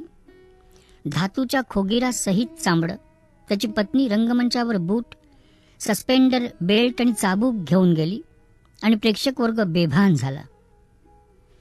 तिची नवी रेकॉर्ड इंग्लंडमधील चार्ट्सच्या शिखरावर गेली. तिने उर्वरित युरोपही काबीज केला. तरुण लोकांनी त्याची व्यक्तिगत कल्पना एकदम नैसर्गिक म्हणून कशी स्वीकारली याचं टेरेन्सला आश्चर्य वाटलं. याचं एकमेव स्पष्टीकरण तो शोधू शकला ते म्हणजे यानं मनात दबलेली हिंसक भावना तीव्रपणे पण इजा न करता व्यक्त करण्याचं साधन दिलं. चाबूक ही त्या गटाची खून बनली. टी शर्ट, चिटकवायचे खोटे गोंद, स्टिकर्स आणि पोस्ट कार्डांवर तो छापला गेला. हे सगळं नीट समजावून घेण्यासाठी टेरेन्सच्या बौद्धिक प्रवृत्तीनं त्याला शोध घेत त्या सर्वांच्या मुळांपाशी जायला लावलं. त्यानं मारियाला सांगितलेल्या प्रथेतील काळ्या मृत्यूला घालवण्यासाठी स्वतःला चापकाने फोडणाऱ्या पश्चातापदग्ध लोकांची पुरातन कहाणी खोटं बोलत नव्हती. तर अंधाऱ्या युगापासून माणसाला हे कळलंय की यातनेचा सामना भीतीविना केला तर तो स्वातंत्र्याकडे जाण्याचा परवाना ठरतो. इजिप्त, रोम आणि पर्शिया या सर्व देशांमध्ये ही कल्पना प्रचलित होती की माणूस स्वतःचं बलिदान करून त्याचा देश आणि त्याचं जग वाचवू शकतो. चीनमध्ये जेव्हा जेव्हा नैसर्गिक आपत्ती आली तेव्हा तिथल्या सम्राटाला शिक्षा करण्यात आली, कारण तो देवाचा पृथ्वीवरचा प्रतिनिधी होता. प्राचीन ग्रीसमध्ये सर्वोत्तम स्पार्टन योद्ध्यांना आर्टेमिस देवतेच्या सन्मानार्थ वर्षातून एकदा सकाळपासून रात्रीपर्यंत चापकानं फोडलं जायचं. त्यावेळी जनसमुदाय त्यांना विनंती करायचा, ती वेदना मोठ्या मनानं सहन करायला सांगायचा, कारण ती त्यांना युद्धासाठी तयार करत असे. दिवस संपल्यावर पुजारी योद्ध्यांच्या पाठीवरच्या जखमा तपासीत आणि त्यांचा उपयोग शहराच्या भविष्याचा अंदाज बांधायला करीत. अलेक्झांड्रियांच्या मठांभोवती 4थ्या शतकात निर्माण झालेल्या प्राचीन ख्रिश्चन समाजाचे वाळवंटातील पुजारी चापकाचे फटके पिशाच्यांना घालवण्यासाठी किंवा आध्यात्मिक शोधात शरीराचं फोलपण दाखवण्यासाठी वापरत. संतांचा इतिहास अशा उदाहरणांनी भरलेला होता. संत रोजा, काट्यांना तिची कातडी फाडू देत बागेतून पळत असे. संत डॉमिंगोज लॉरीकॅट्स झोपण्यापूर्वी रोज रात्री स्वतःला चाबकाने फोडत असे. क्रुसावर सावकाश येणारा मृत्यू स्वीकारणारे किंवा हिंस्त्र जनावरांकडून स्वतःला टराटर फाडून घेणं स्वीकारणारे हुतात्मे, या सर्वांचं म्हणणं होतं की वेदनेवर एकदा विजय मिळवला की ती उच्च कोटीच्या आध्यात्मिक आनंदाकडे नेऊ शकते. नुकत्याच सिद्ध न झालेल्या अभ्यासाने असं दाखवले की भास निर्माण करण्याचा गुणधर्म असणारी विशिष्ट प्रकारची बुरशी अशा लोकांच्या जखमांमध्ये वाढली आणि तिने त्यांना दृष्टांत दिले. हा आनंद इतका तीव्र होता की ही प्रथा मॉनेस्टरीज आणि कॉन्व्हेंट्समधून बाहेर पडली आणि जगभर पसरली. 1718 मध्ये ए ट्रिटी ऑफ सेल्फ फ्लॅजलेशन प्रसिद्ध झालं, ज्या ग्रंथानं वेदनेतून शरीराला इजा न करता आनंद कसा मिळवायचा हे दाखवलं. त्या शतकाच्या शेवटी युरोपात डझनावारी जागा होत्या जिथे लोक आनंद मिळवण्यासाठी वेदना सहन करायला तयार असत.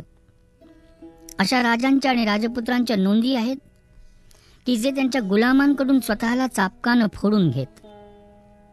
जोपर्यंत त्यांना सापडलं नाही की दुसऱ्या प्रकारचा आनंद अधिक दमवणारा आणि कमी समाधान देणारा नुसतं चाबकानं फोडून घेण्यात नव्हता तर वेदना देण्यातही होता, तोपर्यंत हे चालू राहिलं. सिगरेट पित असताना तो काय विचार करतोय हे बहुसंख्य लोकांना समजणार नाही, याचा टेरेन्सला एक प्रकारचा सुखदायक अभिमान वाटत होता. खास लोकांना जिथे प्रवेश असेल अशा क्लबचं सदस्य असणं चांगलं. त्याला पुन्हा आठवलं की लग्नाच्या यातनेचं रूपांतर विवाहाच्या चमत्कारात कसं झालं. त्याच्या पत्नीला माहीत होतं की तो याच हेतूसाठी जिनिव्हाला भेट देतो, पण तिला त्याचं काहीही वाटत नव्हतं. उलट तिला आनंद वाटत होता की या विकृत जगात तिच्या नवऱ्याला आठवड्याभराच्या कष्टानंतर हे बक्षीस मिळत होतं. खोलीतून नुकत्याच बाहेर पडलेल्या या मुलीला सर्व समजलं होतं. त्याला वाटलं की त्याचा आत्मा तिच्या आत्म्याच्या खूप जवळ आला आहे. तरीही तो अद्याप प्रेमात पडण्यासाठी तयार नव्हता, कारण त्याचं त्याच्या बायकोवर प्रेम होतं. पण तो मुक्त आहे आणि नव्या नात्याची स्वप्न पाहू शकतो असा विचार करायला त्याला आवडलं. त्याला आता फक्त तिला पुढच्या आणि सर्वात अवघड अवस्थेत जायचा प्रयत्न करायला लावायचं होतं.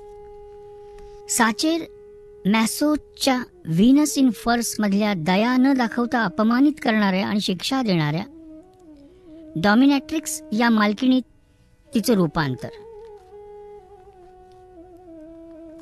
जर ती ही परीक्षा उत्तीर्ण झाली तर तो त्याचं हृदय उघडं करून तिला आत येऊ द्यायला तयार होता. अद्याप होडका आणि सुखाच्या नशेत असताना मारियाच्या रोजनिशीतून,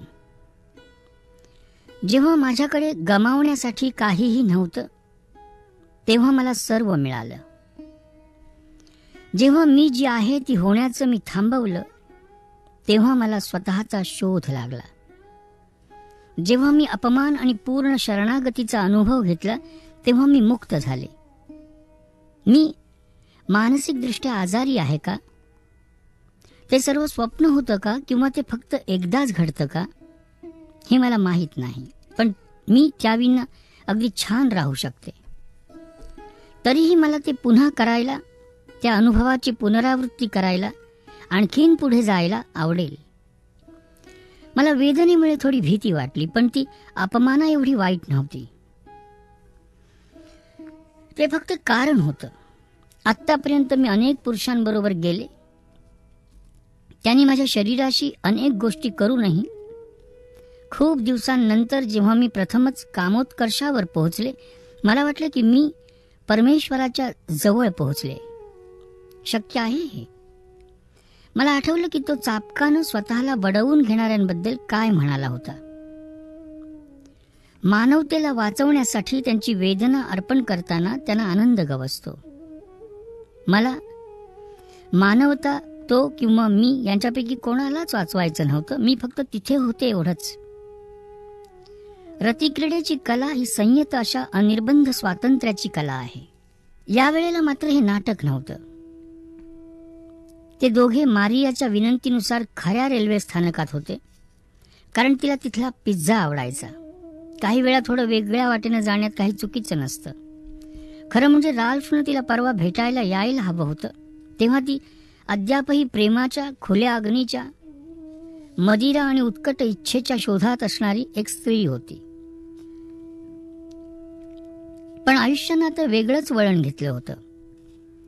भोवतालच्या आवाजांवर किंवा त्या क्षणावर लक्ष केंद्रित करायला न लागता तिचा आजचा संपूर्ण दिवस गेला. याचं कारण साधं होतं. तिनं आज राल्फ बद्दल विचार केला नव्हता. तिला विचार करण्यासाठी दुसऱ्या अधिक मनोरंजक गोष्टींचा शोध लागला होता. तिच्या शेजारी बसलेल्या या माणसाचं तिनं काय करायचं, जो त्याला कदाचित आवडत नसलेला पिझ्झा खात होता आणि त्याच्या घरी जाण्याची वेळ येईपर्यंत केवळ वेळ घालवत होता. जेव्हा तो क्लबमध्ये आला आणि तिला पेय देऊ केलं, तिला त्याला सांगावं असं वाटलं की तिला आता त्याच्यात रस राहिलेला नाही. त्यानं दुसरं कोणी शोधावं. दुसऱ्या बाजूला तिला आदल्या रात्रीबद्दल कोणाशी तरी बोलण्याची प्रचंड गरज वाटत होती. ज्यांनी खास ग्राहकांना सेवा दिली होती अशा दुसऱ्या एक दोन वेश्यांशी तिने बोलण्याचा प्रयत्न केला, पण त्यांच्यातलं कोणीही तिला काही सांगेना. कारण मारिया हुशार होती. ती सर्व काही पटकन शिकली होती आणि कोपाकॅबानात इतरांसाठी मोठाच धोका बनली होती. तिला माहीत असणाऱ्या सर्व पुरुषात राल्फ हार्ट हा एकमेव होता जो तिला समजून घेऊ शकेल, कारण मिलान त्यालाही खास ग्राहक माने. पण त्यानं तिच्याकडे प्रेमानं चमकणाऱ्या नजरेनं पाहिलं आणि गोष्टी अधिक अवघड झाल्या. काही न बोलणं हेच उत्तम. तुला वेदना, यातना आणि आनंद याबद्दल काय माहीत आहे? ती पुन्हा एकदा आपले विचार स्वतःपाशी ठेवण्यात अपयशी ठरली होती. राल्फ पिझ्झा खायचा थांबला, सर्व काही. पण मला त्यात थोडाही रस वाटत नाही. उत्तर फटदिशी आलं आणि मारियाला धक्का बसला. सगळं माहीत नसलेली ती जगातील एकमेव व्यक्ती तर नव्हती. कसल्या प्रकारचं जग आहे हे? मी माझ्यातील पिशाच्च आणि माझ्या काळ्या बाजूला सामोरा गेलेलो आहे. राल्फ बोलत राहिला. खूप खोलात गेलोय मी आणि सर्व करून पाहिलंय. फक्त त्याच क्षेत्रात नाही तर इतर अनेक क्षेत्रातही. गेल्या वेळी आपण जेव्हा रात्री भेटलो तेव्हा मी माझ्या मर्यादांपलीकडे इच्छेद्वारे गेलो, वेदनेद्वारे नाही. मी माझ्या आत्म्याच्या खोलात गेलो आणि मला माहीत आहे की मला अद्यापही या आयुष्याकडून अनेक चांगल्या गोष्टी हव्या आहेत. त्याला म्हणायचं होतं त्या चांगल्या गोष्टींपैकी तू एक आहेस आणि म्हणून कृपया त्या मार्गाने जाऊ नकोस. पण त्याचं धाडस झालं नाही. त्याऐवजी त्यानं टॅक्सी मागवली आणि ड्रायव्हरला त्यांना सरोवराकाठी न्यायला सांगितलं.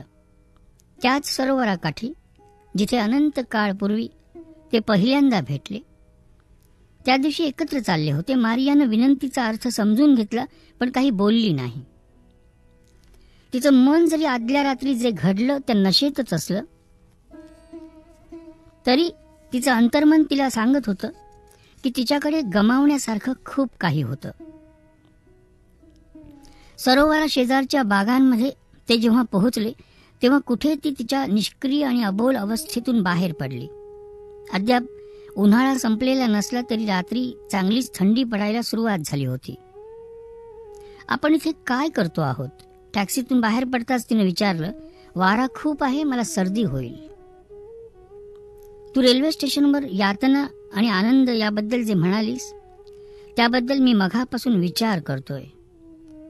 तुझे बूट काढ.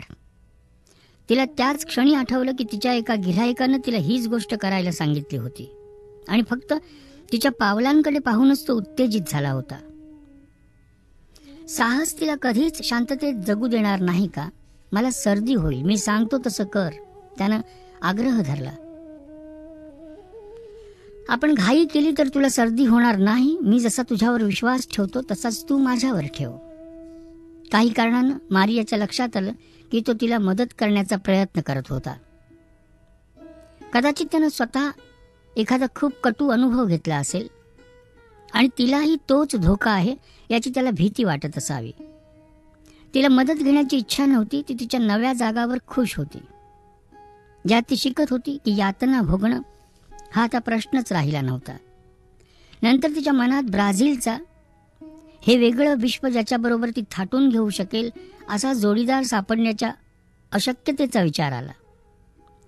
ब्राझील ही तिच्या आयुष्यातील सर्वात महत्त्वाची गोष्ट असल्यानं तिनं तिचे बूट काढले. तिथल्या जमिनीवर छोटे खडे आणि दगड पसरलेले होते, त्यामुळे तिचे मोजे ताबडतोब फाटले. अर्थात ते विशेष नव्हतं, कारण ती दुसरे खरेदी करू शकत होती. तुझं जॅकेट काढ, ती नाही म्हणू शकली असती. पण गेल्या रात्रीपासून तिला तिच्या समोर येणाऱ्या सर्व गोष्टींना हो म्हणण्याच्या आनंदाची सवय झाली होती. तिनं तिचं जॅकेट काढलं. अद्यापही उबदार असणाऱ्या तिच्या शरीरावर थंडीचा परिणाम व्हायला जरा वेळ लागला. नंतर हळूहळू थंडी तिच्या शरीरात शिरू लागली. आपण एकाच वेळी बोलू आणि चालू शकतो. मी इथे चालू शकणार नाही, जमिनीवर खडे पसरलेले आहेत. बरोबर, मला तू या खड्यांचा स्पर्श घ्यायला हवाय. मला त्याने तुला दुखवायला आणि इजा करायला हवी आहे.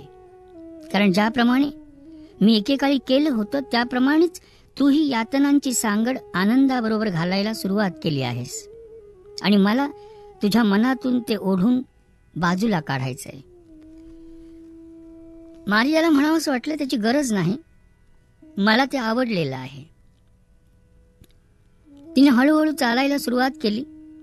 तिच्या पायांचे तळवे थंडीनं आणि खड्यांच्या तीक्ष्ण टोकानी भाजून निघायला लागले. माझ्या एका प्रदर्शनानिमित्त मी जपानला गेलो होतो. त्या काळात मी तू जे म्हणालीस, वेदना, यातना आणि आनंद यांच्यात खूपच गुंतलेलो होतो. त्यावेळी मला वाटत होतं यातून मागे परतणं शक्य होणार नाही. मी तोपर्यंत अधिक खोल जात राहणार जोपर्यंत माझ्या आयुष्यात शिक्षा करणं आणि करून घेण्याच्या इच्छेशिवाय काहीच राहणार नाही. शेवटी आपण सर्व माणसं आहोत. आपण अपराधीपणाची भावना घेऊनच जन्माला येतो. जेव्हा आनंद ही वास्तव शक्यता बनते, आपल्याला घाबरायला होतं आणि दुसऱ्या सर्वांना शिक्षा करावीशी वाटत आपण मरतो. कारण स्वतःला असमर्थ, गैरवापर झालेले आणि दुःखी समजत राहतो. आपल्या पापाची किंमत मोजता येणं आणि पाप्यानं शिक्षा करता येणं हे किती चांगलं वाटेल. ओह होय, फारच छान. मारिया अद्यापही चालत होती. वेदना आणि थंडी यामुळे तिला तो काय म्हणतोय त्यावर लक्ष केंद्रित करायला अवघड जात होतं. पण ती तिची पराकाष्ठा करीत होती. तुझ्या मनगटांवरच्या खुणा मी आज पाहिल्या. हातकड्या. तिनं त्या खुणा लपवण्यासाठी अनेक तऱ्हेच्या बांगड्या घातल्या होत्या. पण सराईत नजरेला माहीत असतं काय पाहायचं ते.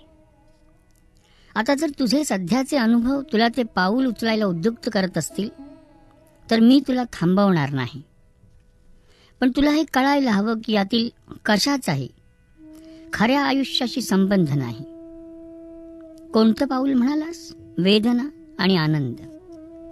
सॅडिझम आणि मॅसोचिझमकडे नेणार. त्याला काय म्हणायचं ते म्हण, पण तुला जर खात्री असेल की तुझ्यासाठी तोच मार्ग योग्य आहे तर मला दुःख होईल.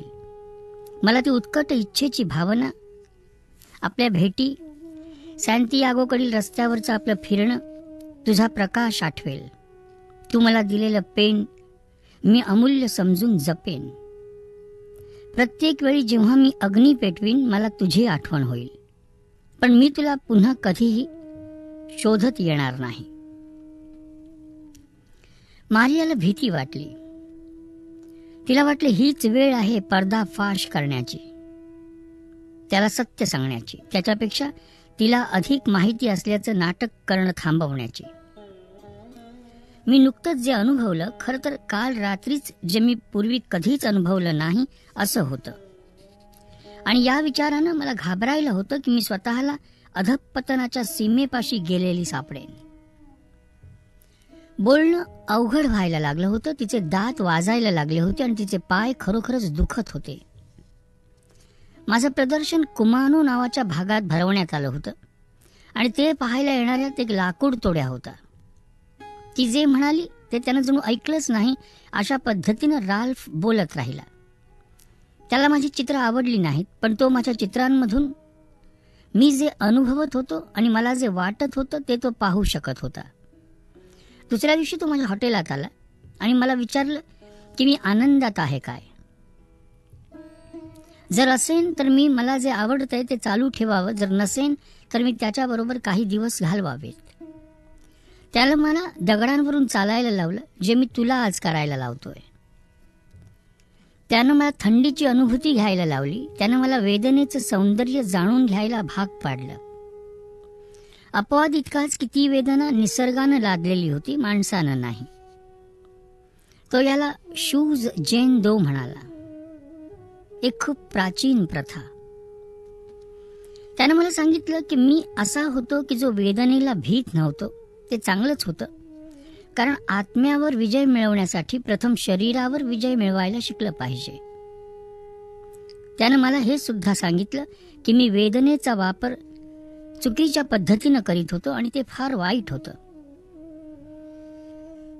ह्या न शिकलेल्या लाकूड तोड्याला वाटलं की तो मला मी स्वतःला ओळखतो त्यापेक्षा अधिक चांगलं ओळखतो आणि त्यानं मी चक्रावून गेलो. पण त्याचवेळी मला अभिमानही वाटला की माझी चित्र मला जे वाटतं अगदी तेच व्यक्त करू शकतात. मारियाला तिचं पाऊल कापणारे तीक्ष्ण दगड कळत होते, पण थंडीमुळे तिला ते जेमतेम जाणवत होते. तिचं शरीर बधीर व्हायला लागलं होतं. तिला फक्त राल्फ हार्ट काय म्हणतोय तेवढंच कळत होतं. हे असं का होतं की परमेश्वराच्या पवित्र जगात पुरुषांना तिला फक्त वेदना दाखवण्यातच रस होता. पवित्र वेदना, आनंददायी वेदना, स्पष्टीकरणांसहित किंवा विरहित वेदना, पण नेहमीच वेदना वेदना वेदना.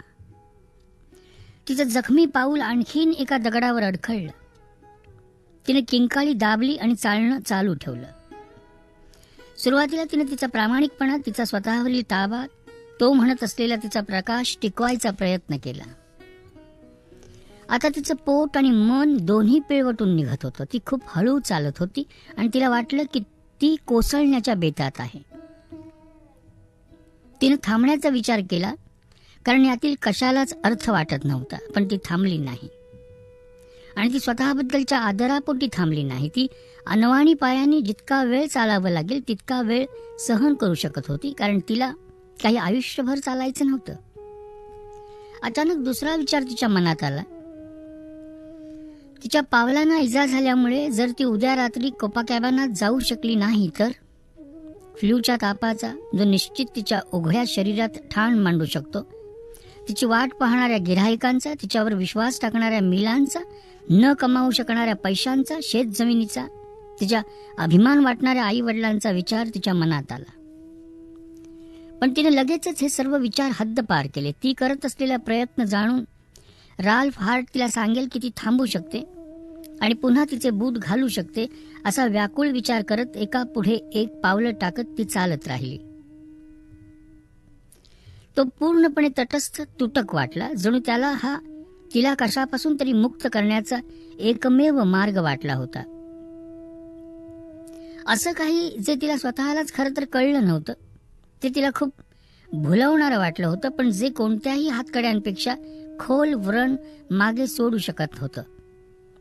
तो तिला मदत करण्याचा प्रयत्न करतो हे जरी तिला माहीत असलं आणि तिनं पुढे जाण्याचा आणि तिच्या इच्छाशक्तीचा प्रकाश त्याला दाखवण्याचा कितीही पराकाष्ठेचा प्रयत्न केला, तरी वेदना तिला पवित्र किंवा अपवित्र असा कुठलाच विचार करू देईना. ती फक्त वेदना होती, सारं व्यापणारी, तिला घाबरवणारी, आणि तिलाही मर्यादा आहेत आणि म्हणूनच ती ते पूर्ण करू शकणार नाही असा विचार करायला भाग पाडणारी. पण तिनं एक पाऊल उचललं आणि दुसरं. वेदना आता तिच्या आत्म्यावर आक्रमक करणार आणि तिची आध्यात्मिकता खच्ची करणार असं दिसायला लागलं.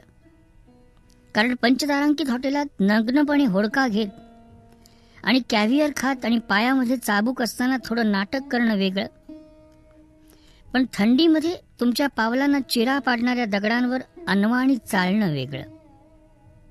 ती गडबडून गेली होती. राल्फ हार्टला म्हणण्यासारख्या एकाही गोष्टीचा विचार ती करू शकेना. तिच्या विश्वात अस्तित्व होतं ते फक्त झाडांच्या मधल्या रस्त्याच्या तीक्ष्ण दगडांचं. आता ती प्रयत्न करणं सोडून देण्याचा विचार करत असतानाच तिचं मन विचित्र भावनेनं भरून गेलं. ती तिच्या मर्यादेपर्यंत पोहोचली होती आणि त्या पलीकडे पोकळी होती, ज्यात ती तिला कसं वाटतंय याची जाणीव हरवून स्वतःवर तरंगत होती. हेच का ते जे पश्चात्ताप दग्धाने अनुभवलं होतं? वेदनेच्या दुसऱ्या टोकाला तिला जाणीवेच्या वेगळ्याच पातळीकडे नेणारा दरवाजा सापडला होता. तिथे अशांत निसर्ग आणि तिचं अजिंक्य तत्व सोडता आता कशालाच जागा नव्हती. तिच्या भोवतीचं सारं एक स्वप्न बनलं. अंधुक प्रकाशातली बाग, गडद सरोवर, तिच्याबरोबर चालणारा पण काही न बोलणारा माणूस, फिरायला बाहेर पडलेलं एखाद दुसरं जोडपं. त्यांच्या लक्षात आलेलं नाही की ती अनवाणी आहे आणि तिला चालायला त्रास होतोय. तिला हे कळलं नाही की थंडीमुळे का वेदनेमुळे हे घडलं. पण अचानक ती स्वतःच्या सर्व शारीरिक संवेदना हरवून बसली आणि अशा अवस्थेत शिरली की जिथे आसक्ती नव्हती आणि भीतीही नव्हती. फक्त एक गूढ, कसं वर्णन करावं तिने, एक गूढ शांती. वेदनेची आडकाठी ही तिच्यासाठी आडकाठी नव्हती. ती त्याच्या पलीकडे जाऊ शकत होती. जे न मागितलेल्या यातना भोगताहेत अशा सर्व लोकांचा विचार तिच्या मनात आला आणि इथे ती स्वतःवर यातना ओढवून घेत होती. पण आता त्यानं काही फरक पडत नव्हता. तिनं शरीराच्या सीमा पार केल्या होत्या. आता तिथे होता फक्त आत्मा, प्रकाश, एक प्रकारची पोकळी जिला कोणीतरी कधीतरी स्वर्ग म्हटलं होतं. अशा काही यातना की ज्या आपण आपल्या वेदनांच्या वर तरंगण्यात यशस्वी झाल्यावरच विसरता येतात. पुढचं तिला एवढंच आठवत होतं, राल्फ तिला उचलत होता आणि त्याचं जॅकेट तिच्या खांद्यावर टाकत होता. थंडीमुळे तिला चक्कर आली असावी, पण तिला पर्वा नव्हती. ती आनंदात होती कारण ती घाबरली नव्हती. तिनं ते पूर्ण केलं होतं. तिनं त्याच्या समोर स्वतःला अपमानित होऊ दिलं नव्हतं. मिनिटं तास बनली. ती त्याच्या बाहुपार्श्वात झोपी गेली असावी. तिला जाग आली तेव्हा सभोवती अंधार होता आणि एका कोपऱ्यात टीव्ही शिवाय दुसरं काहीही नसलेल्या शुभ्र रिकाम्या खोलीत ती होती. राल्फ हॉट चॉकलेटचा कप घेऊन आला. छान, तो म्हणाला. तू अशा जागी पोहोचलीस जिथे तू जायला हवं होतं. मला हॉट चॉकलेट नकोय, मला वाईन हवी आहे आणि मला खाली भोवती सर्वत्र पुस्तकं असलेल्या आपल्या अग्नीजवळच्या जागी जायचंय. ती म्हणाली होती, आपली जागा. तिने काही ठरवलेलं नव्हतं. तिनं तिच्या पावलांकडे पाहिलं. एक किरकोळ चीर वगळता तिथे फक्त काही लाल खुणा होत्या, ज्या काही तासांच्या आत दिसेनाशा होतील. चालताना थोडा त्रास झाला, पण इकडे तिकडे न पाहता ती सरळ खाली गेली आणि अग्नीजवळच्या रगवर बसली. तिला शोध लागला होता की तिला तिथे नेहमीच छान वाटलं होतं. जणू त्या घरातली ती जागा खरोखर तिचीच होती. लाकूडतोड्यानं मला सांगितलं, जेव्हा आपण कोणत्याही प्रकारचे शारीरिक श्रम करतो, जेव्हा आपण आपल्या शरीराकडे जास्तीत जास्त मागणी करतो, तेव्हा मनाला एक आश्चर्यकारक आध्यात्मिक ताकद मिळते, ज्याचा तुझ्यात मी पाहिलेल्या प्रकाशाशी संबंध आहे. तुला काय वाटतं? मला वाटलं वेदना ही स्त्रीची सखी, ही मुक्ती आहे, विसरू नकोस. मारियाचं मन अद्यापही गोंधळलेलंच होतं. ती जेव्हा तिच्या स्वतःच्या मर्यादांपलीकडे गेली होती तेव्हा तिनं त्या शांतीचा अनुभव घेतला होता. त्यानं तिला वेगळ्या प्रकारच्या यातना दाखवल्या होत्या, ज्याने तिला एक आगळाच आनंद दिला होता. राल्फने एक भली मोठी फाईल उचलली आणि तिच्या समोर उघडली. त्यात रेखाटनं होती. वेश्या व्यवसायाचा इतिहास. आपण भेटलो होतो तेव्हा तू मला ह्याच बद्दल विचारलं होतंस. होय, विचारलं होतं तिनं, पण तो केवळ संभाषण करण्याचा, मनोरंजक बोलतोय असं दाखवण्याचा प्रयत्न होता. आता विचारण्याला काहीच महत्त्व नव्हतं. आत्तापर्यंत मी दिशाहीन प्रवाहात मुसाफिरी करत होतो. मला वाटलं नाही असा इतिहास असेल. मला वाटलं लोक म्हणतात तसा हा जगातला फक्त सर्वात जुना व्यवसाय आहे, पण त्याला इतिहास आहे किंवा 2 इतिहास आहेत. आणि रेखाटनं कसली? राल्फ हार्ट जे म्हणाला त्यात तिला रस नसल्यासारखं दिसल्यानं तो जरा हिरमुसलेला दिसला, पण ही भावना त्यानं चटकन दूर केली आणि तो बोलत राहिला. मी वाचत असताना, संशोधन करत असताना, शिकत असताना खरडलेल्या या गोष्टी आहेत. त्याबद्दल आपण पुन्हा कधीतरी बोलू. मला आज विषयांतर करायचं नाहीये. मला वेदनेबद्दल समजावून घ्यायचंय. तू काल वेदनेचा अनुभव घेतलास आणि तुला शोध लागला की ती आनंदाकडे नेते. तू आज तिचा अनुभव घेतलास आणि तुला शांती सापडली. म्हणून मी तुला सांगतोय की याची सवय होऊ देऊ नकोस, कारण सवय करून घेणं खूप सोपं आहे. ते अत्यंत शक्तिशाली औषध आहे. ते रोजच्या आपल्या जीवनात, आपल्या दडलेल्या यातनात, आपण करत असणाऱ्या त्यागात आहे. आपल्या स्वप्नाच्या चुराड्याला कारणीभूत म्हणून आपण दोष मात्र प्रेमाला देतो. वेदना तिचा खरा चेहरा दाखवते तेव्हा भीतीदायक असते, पण जेव्हा ती फसवं रूप घेऊन येते, त्यागाचं किंवा आत्मनकाराचं किंवा भेकडपणाचं, तेव्हा ती मोहविणारी असते. आपण कितीही नाकारलं तरी मनुष्य प्राणी हा नेहमीच वेदनेबरोबर राहण्याचा, तिच्याबरोबर प्रणय करण्याचा आणि तिला आपल्या आयुष्याचा भाग बनवण्याचा मार्ग शोधून काढतोच. माझा त्यावर विश्वास नाही. कोणीही यातना भोगू इच्छित नसतं. तुला जर वाटत असेल की तू यातनांशिवाय जगू शकतेस तर ते फार मोठं पुढचं पाऊल आहे. पण अशी कल्पना करू नकोस की दुसरे लोक तुला समजून घेतील. हे खरंय, कोणालाही यातना नको असतात, तरीही जवळजवळ प्रत्येक जण वेदना आणि त्यागाच्या मागे असतो. आणि त्यानंतर त्यांना कृतकृत्य, शुद्ध आणि त्यांची मुलं, नवरे, शेजारी, परमेश्वर या साऱ्यांच्या आदराला पात्र झाल्यासारखं वाटतं. आपण त्याबद्दल आत्ता विचार करायला नको. तुला एवढंच माहीत हवं की जगाच्या रहाट गाडग्याचं सूत्र सुखाचा शोध नसून जे जे महत्वाचं आहे त्याचा परित्याग हे आहे. सैनिक शत्रूला मारण्यासाठी युद्धावर जातो? नाही, तो त्याच्या देशासाठी बलिदान करायला जातो. पत्नी पतीला ती किती आनंदात आहे हे दाखवू इच्छित असते? नाही, ती त्याच्याशी किती एकनिष्ठ आहे आणि ती त्याला सुखी करण्यासाठी किती यातना भोगत आहे हे त्यानं पाहावं अशी तिची इच्छा असते. पती कामावर तिथे समाधान मिळेल या विचारानं जात असतो? नाही, तो त्याचा घाम आणि अश्रू कुटुंबाच्या भल्यासाठी देत असतो आणि हे असंच पुढे चालू राहतं. मुलं त्यांच्या आईवडिलांना खुश करण्यासाठी त्यांची स्वप्न सोडून देतात. आईवडील त्यांचे आयुष्य त्यांच्या मुलांना सुख देण्यासाठी घालवतात. वेदना आणि यातना या एकाच गोष्टीचं समर्थन करण्यासाठी वापरल्या जातात. जिनं खरं तर फक्त आनंद द्यायला हवा ती म्हणजे प्रेम. थांब. राल्फ थांबला. विषय बदलायला ही योग्य वेळ होती आणि त्याने तिला रेखाटनांमागोमाग रेखाटनं दाखवायला सुरुवात केली.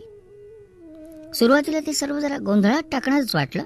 लोकांच्या काही बाह्य रेषा तिथे दिसत होत्या, पण घाईघाईनं खरडलेली अक्षरं आणि चित्र, भौमितिक आकार आणि रंगही होते. हळूहळू तिला तो काय म्हणत होता ते समजायला लागलं, कारण त्यानं उच्चारलेल्या प्रत्येक शब्दाला विशिष्ट हातवाऱ्याची जोड होती. प्रत्येक वाक्प्रचार तिला अशा जगात नेऊन ठेवत होता की ज्या जगाचा तीही एक भाग असल्याचं त्या क्षणापर्यंत तिनं नाकारलेलं होतं. तिनं स्वतःला समजावलेलं होतं की तो तिच्या आयुष्यातला फक्त एक टप्पा आहे, पैसे कमावण्याचा मार्ग, यापेक्षा जास्त काही नाही. होय, मी शोधलं की वेश्या व्यवसायाला एक नसून 2 इतिहास आहेत. पहिला तुला चांगलाच माहीत आहे, कारण तो तुझाही इतिहास आहे. एक सुंदर तरुण मुलगी तिनं निवडलेल्या कारणांसाठी किंवा त्या कारणाने तिला निवडलंय म्हणून निर्णय घेते की ती एकाच मार्गाने जगू शकते, आणि तो म्हणजे शरीर विक्रिय. काहींचा शेवट देशावर सत्ता गाजवण्यात होतो, जसं मॅसालिनानं रोममध्ये केलं. काही अद्भुत व्यक्ती बनतात, मादाम ज्यू बारी सारखं. आणखीन काही साहस आणि दुर्दैवाच्या मागे धावतात, माता हरी या हेरासारख्या. पण बहुसंख्यांच्या आयुष्यात गौरवाचा क्षण येत नाही, त्यांच्यासमोर मोठं आव्हान उभं राहत नाही. त्या नेहमीच प्रसिद्धी, पती, साहस यांच्या शोधात असणाऱ्या छोट्या गावांमधल्या तरुण मुलीच राहतात. पण त्यांना शेवटी वेगळ्याच वास्तवाचा शोध लागतो. त्या काही काळासाठी उडी घेतात, त्याला त्या मग सरावून जातात आणि स्वतःवर ताबा आहे असा विश्वास वाटूनही शेवटी त्या दुसरं काहीही करू शकत नाहीत. 3000 वर्षांपेक्षा अधिक काळ कलाकार शिल्प घडवतं, चित्र काढत आणि पुस्तकं लिहित आहेत. अगदी याच प्रकारे ह्या संपूर्ण काळात जणू फारसं कधीच काही बदलत नाही असं मानत वेश्यांनी त्यांचं काम चालूच ठेवलंय. तुला तपशील जाणून घ्यायला आवडेल? मारियानं होकारार्थी डोकं हलवलं. त्या बागेतून चालत असताना खूप वाईट असं काहीतरी आपल्या शरीरातून बाहेर पडले असं तिला वाटत होतं, आणि वेदना समजून घेण्यासाठी तिला थोड्या अवधीची गरज होती. वेश्यांचा उल्लेख अभिजात वाङ्मयात आहे. इजिप्तमधील पर्णलेखनात, सुमेरियन लेखनात, जुन्या आणि नव्या टेस्टामेंटमध्ये आहे. पण या व्यवसायाला सुसंघटित स्वरूप यायला लागलं ते ख्रिस्तपूर्व 6व्या शतकात, जेव्हा ग्रीक लोकप्रतिनिधी सोलॉननं राज्य नियंत्रित वेश्यागृह सुरू केली आणि देह विक्रयावर कर लादायला सुरुवात केली. अथेन्समधील उद्योजक खुश झाले, कारण जे आधी निश्चित होतं ते आता कायदेशीर झालं. दुसऱ्या बाजूला त्यांनी किती कर भरला यावर वेश्यांची वर्गवारी केली जाऊ लागली. सर्वात स्वस्त होत्या पोर्नाई, वेश्यागृहांच्या मालकांच्या मालकीच्या गुलाम. नंतर येतात पेरिपॅटेटिका, ज्या आपली गिऱ्हाईकं रस्त्यावर शोधत. शेवटी येतात सर्वात महागड्या आणि उच्चतम दर्जाच्या हेटायरा, सहचारिणी, ज्या उद्योजकांबरोबर त्यांच्या प्रवासात जात, उत्तम रेस्टॉरंटमध्ये जेवत, स्वतःच्या पैशांचं नियंत्रण करत, सल्ला देत आणि शहराच्या राजकारणात ढवळाढवळ करत. तो आत्ता पहा, तेव्हा जे घडलं ते आजही घडतंय. मध्ययुगात गुप्तरोगांमुळे शांतता, सर्दी होण्याची भीती, आगीची धग, जी तिचं शरीर आणि आत्म्याला ऊब देण्यासाठी आता आवश्यक होती. मारियाला आणखीन इतिहास ऐकण्याची इच्छा नव्हती. जग थांबलंय, सगळ्याची अंतहीन पुनरुक्ती होते आहे, आणि मानवजात रती क्रीडेला योग्य तो आदर कधीच देणार नाही अशी भावना तो तिच्या मनात निर्माण करत होता. तुला फारसा रस नाही असं दिसतंय. ती पुन्हा सावरून बसली. काही झालं तरी हाच तो माणूस होता ज्याला तिनं तिचं हृदय देण्याचा निर्णय घेतला होता. पण आता तिला तेवढी खात्री वाटेना. मला ज्याबद्दल माहीत आहे ते जाणून घेण्यात रस नाही, ते मला दुःखी करतं. तू म्हणालास दुसरा इतिहासही आहे म्हणून. दुसरा इतिहास याच्या अगदी उलट आहे. पवित्र वेश्या व्यवसाय. ती ग्लानीतून अचानक जागी झाली आणि त्याचं लक्षपूर्वक बोलणं ऐकू लागली. पवित्र वेश्या व्यवसाय? रतिक्रीडेतून पैसा कमवायचा आणि तरीही परमेश्वरापर्यंत पोहोचायचं. ग्रीक इतिहासकार हिरोडॉट्सनं बॅबिलोनियाबद्दल लिहिलंय. त्यांच्याकडे एक विचित्र प्रथा आहे. या प्रथेनुसार सुमेरियात जन्मलेल्या प्रत्येक स्त्रीवर असं बंधन आहे की तिच्या आयुष्यात किमान एकदा तरी तिनं इष्टर देवतेच्या मंदिरात जायचं, आणि आतिथ्याची खूण म्हणून नाममात्र किमतीला तिचं शरीर अनोळखी व्यक्तीला द्यायचं. तिनं त्याला त्या देवतेबद्दल नंतर विचारायचं ठरवलं, जी तिला कदाचित तिनं काहीतरी माहीत नसलेलं जे गमावलंय ते सापडून द्यायला मदत करेल.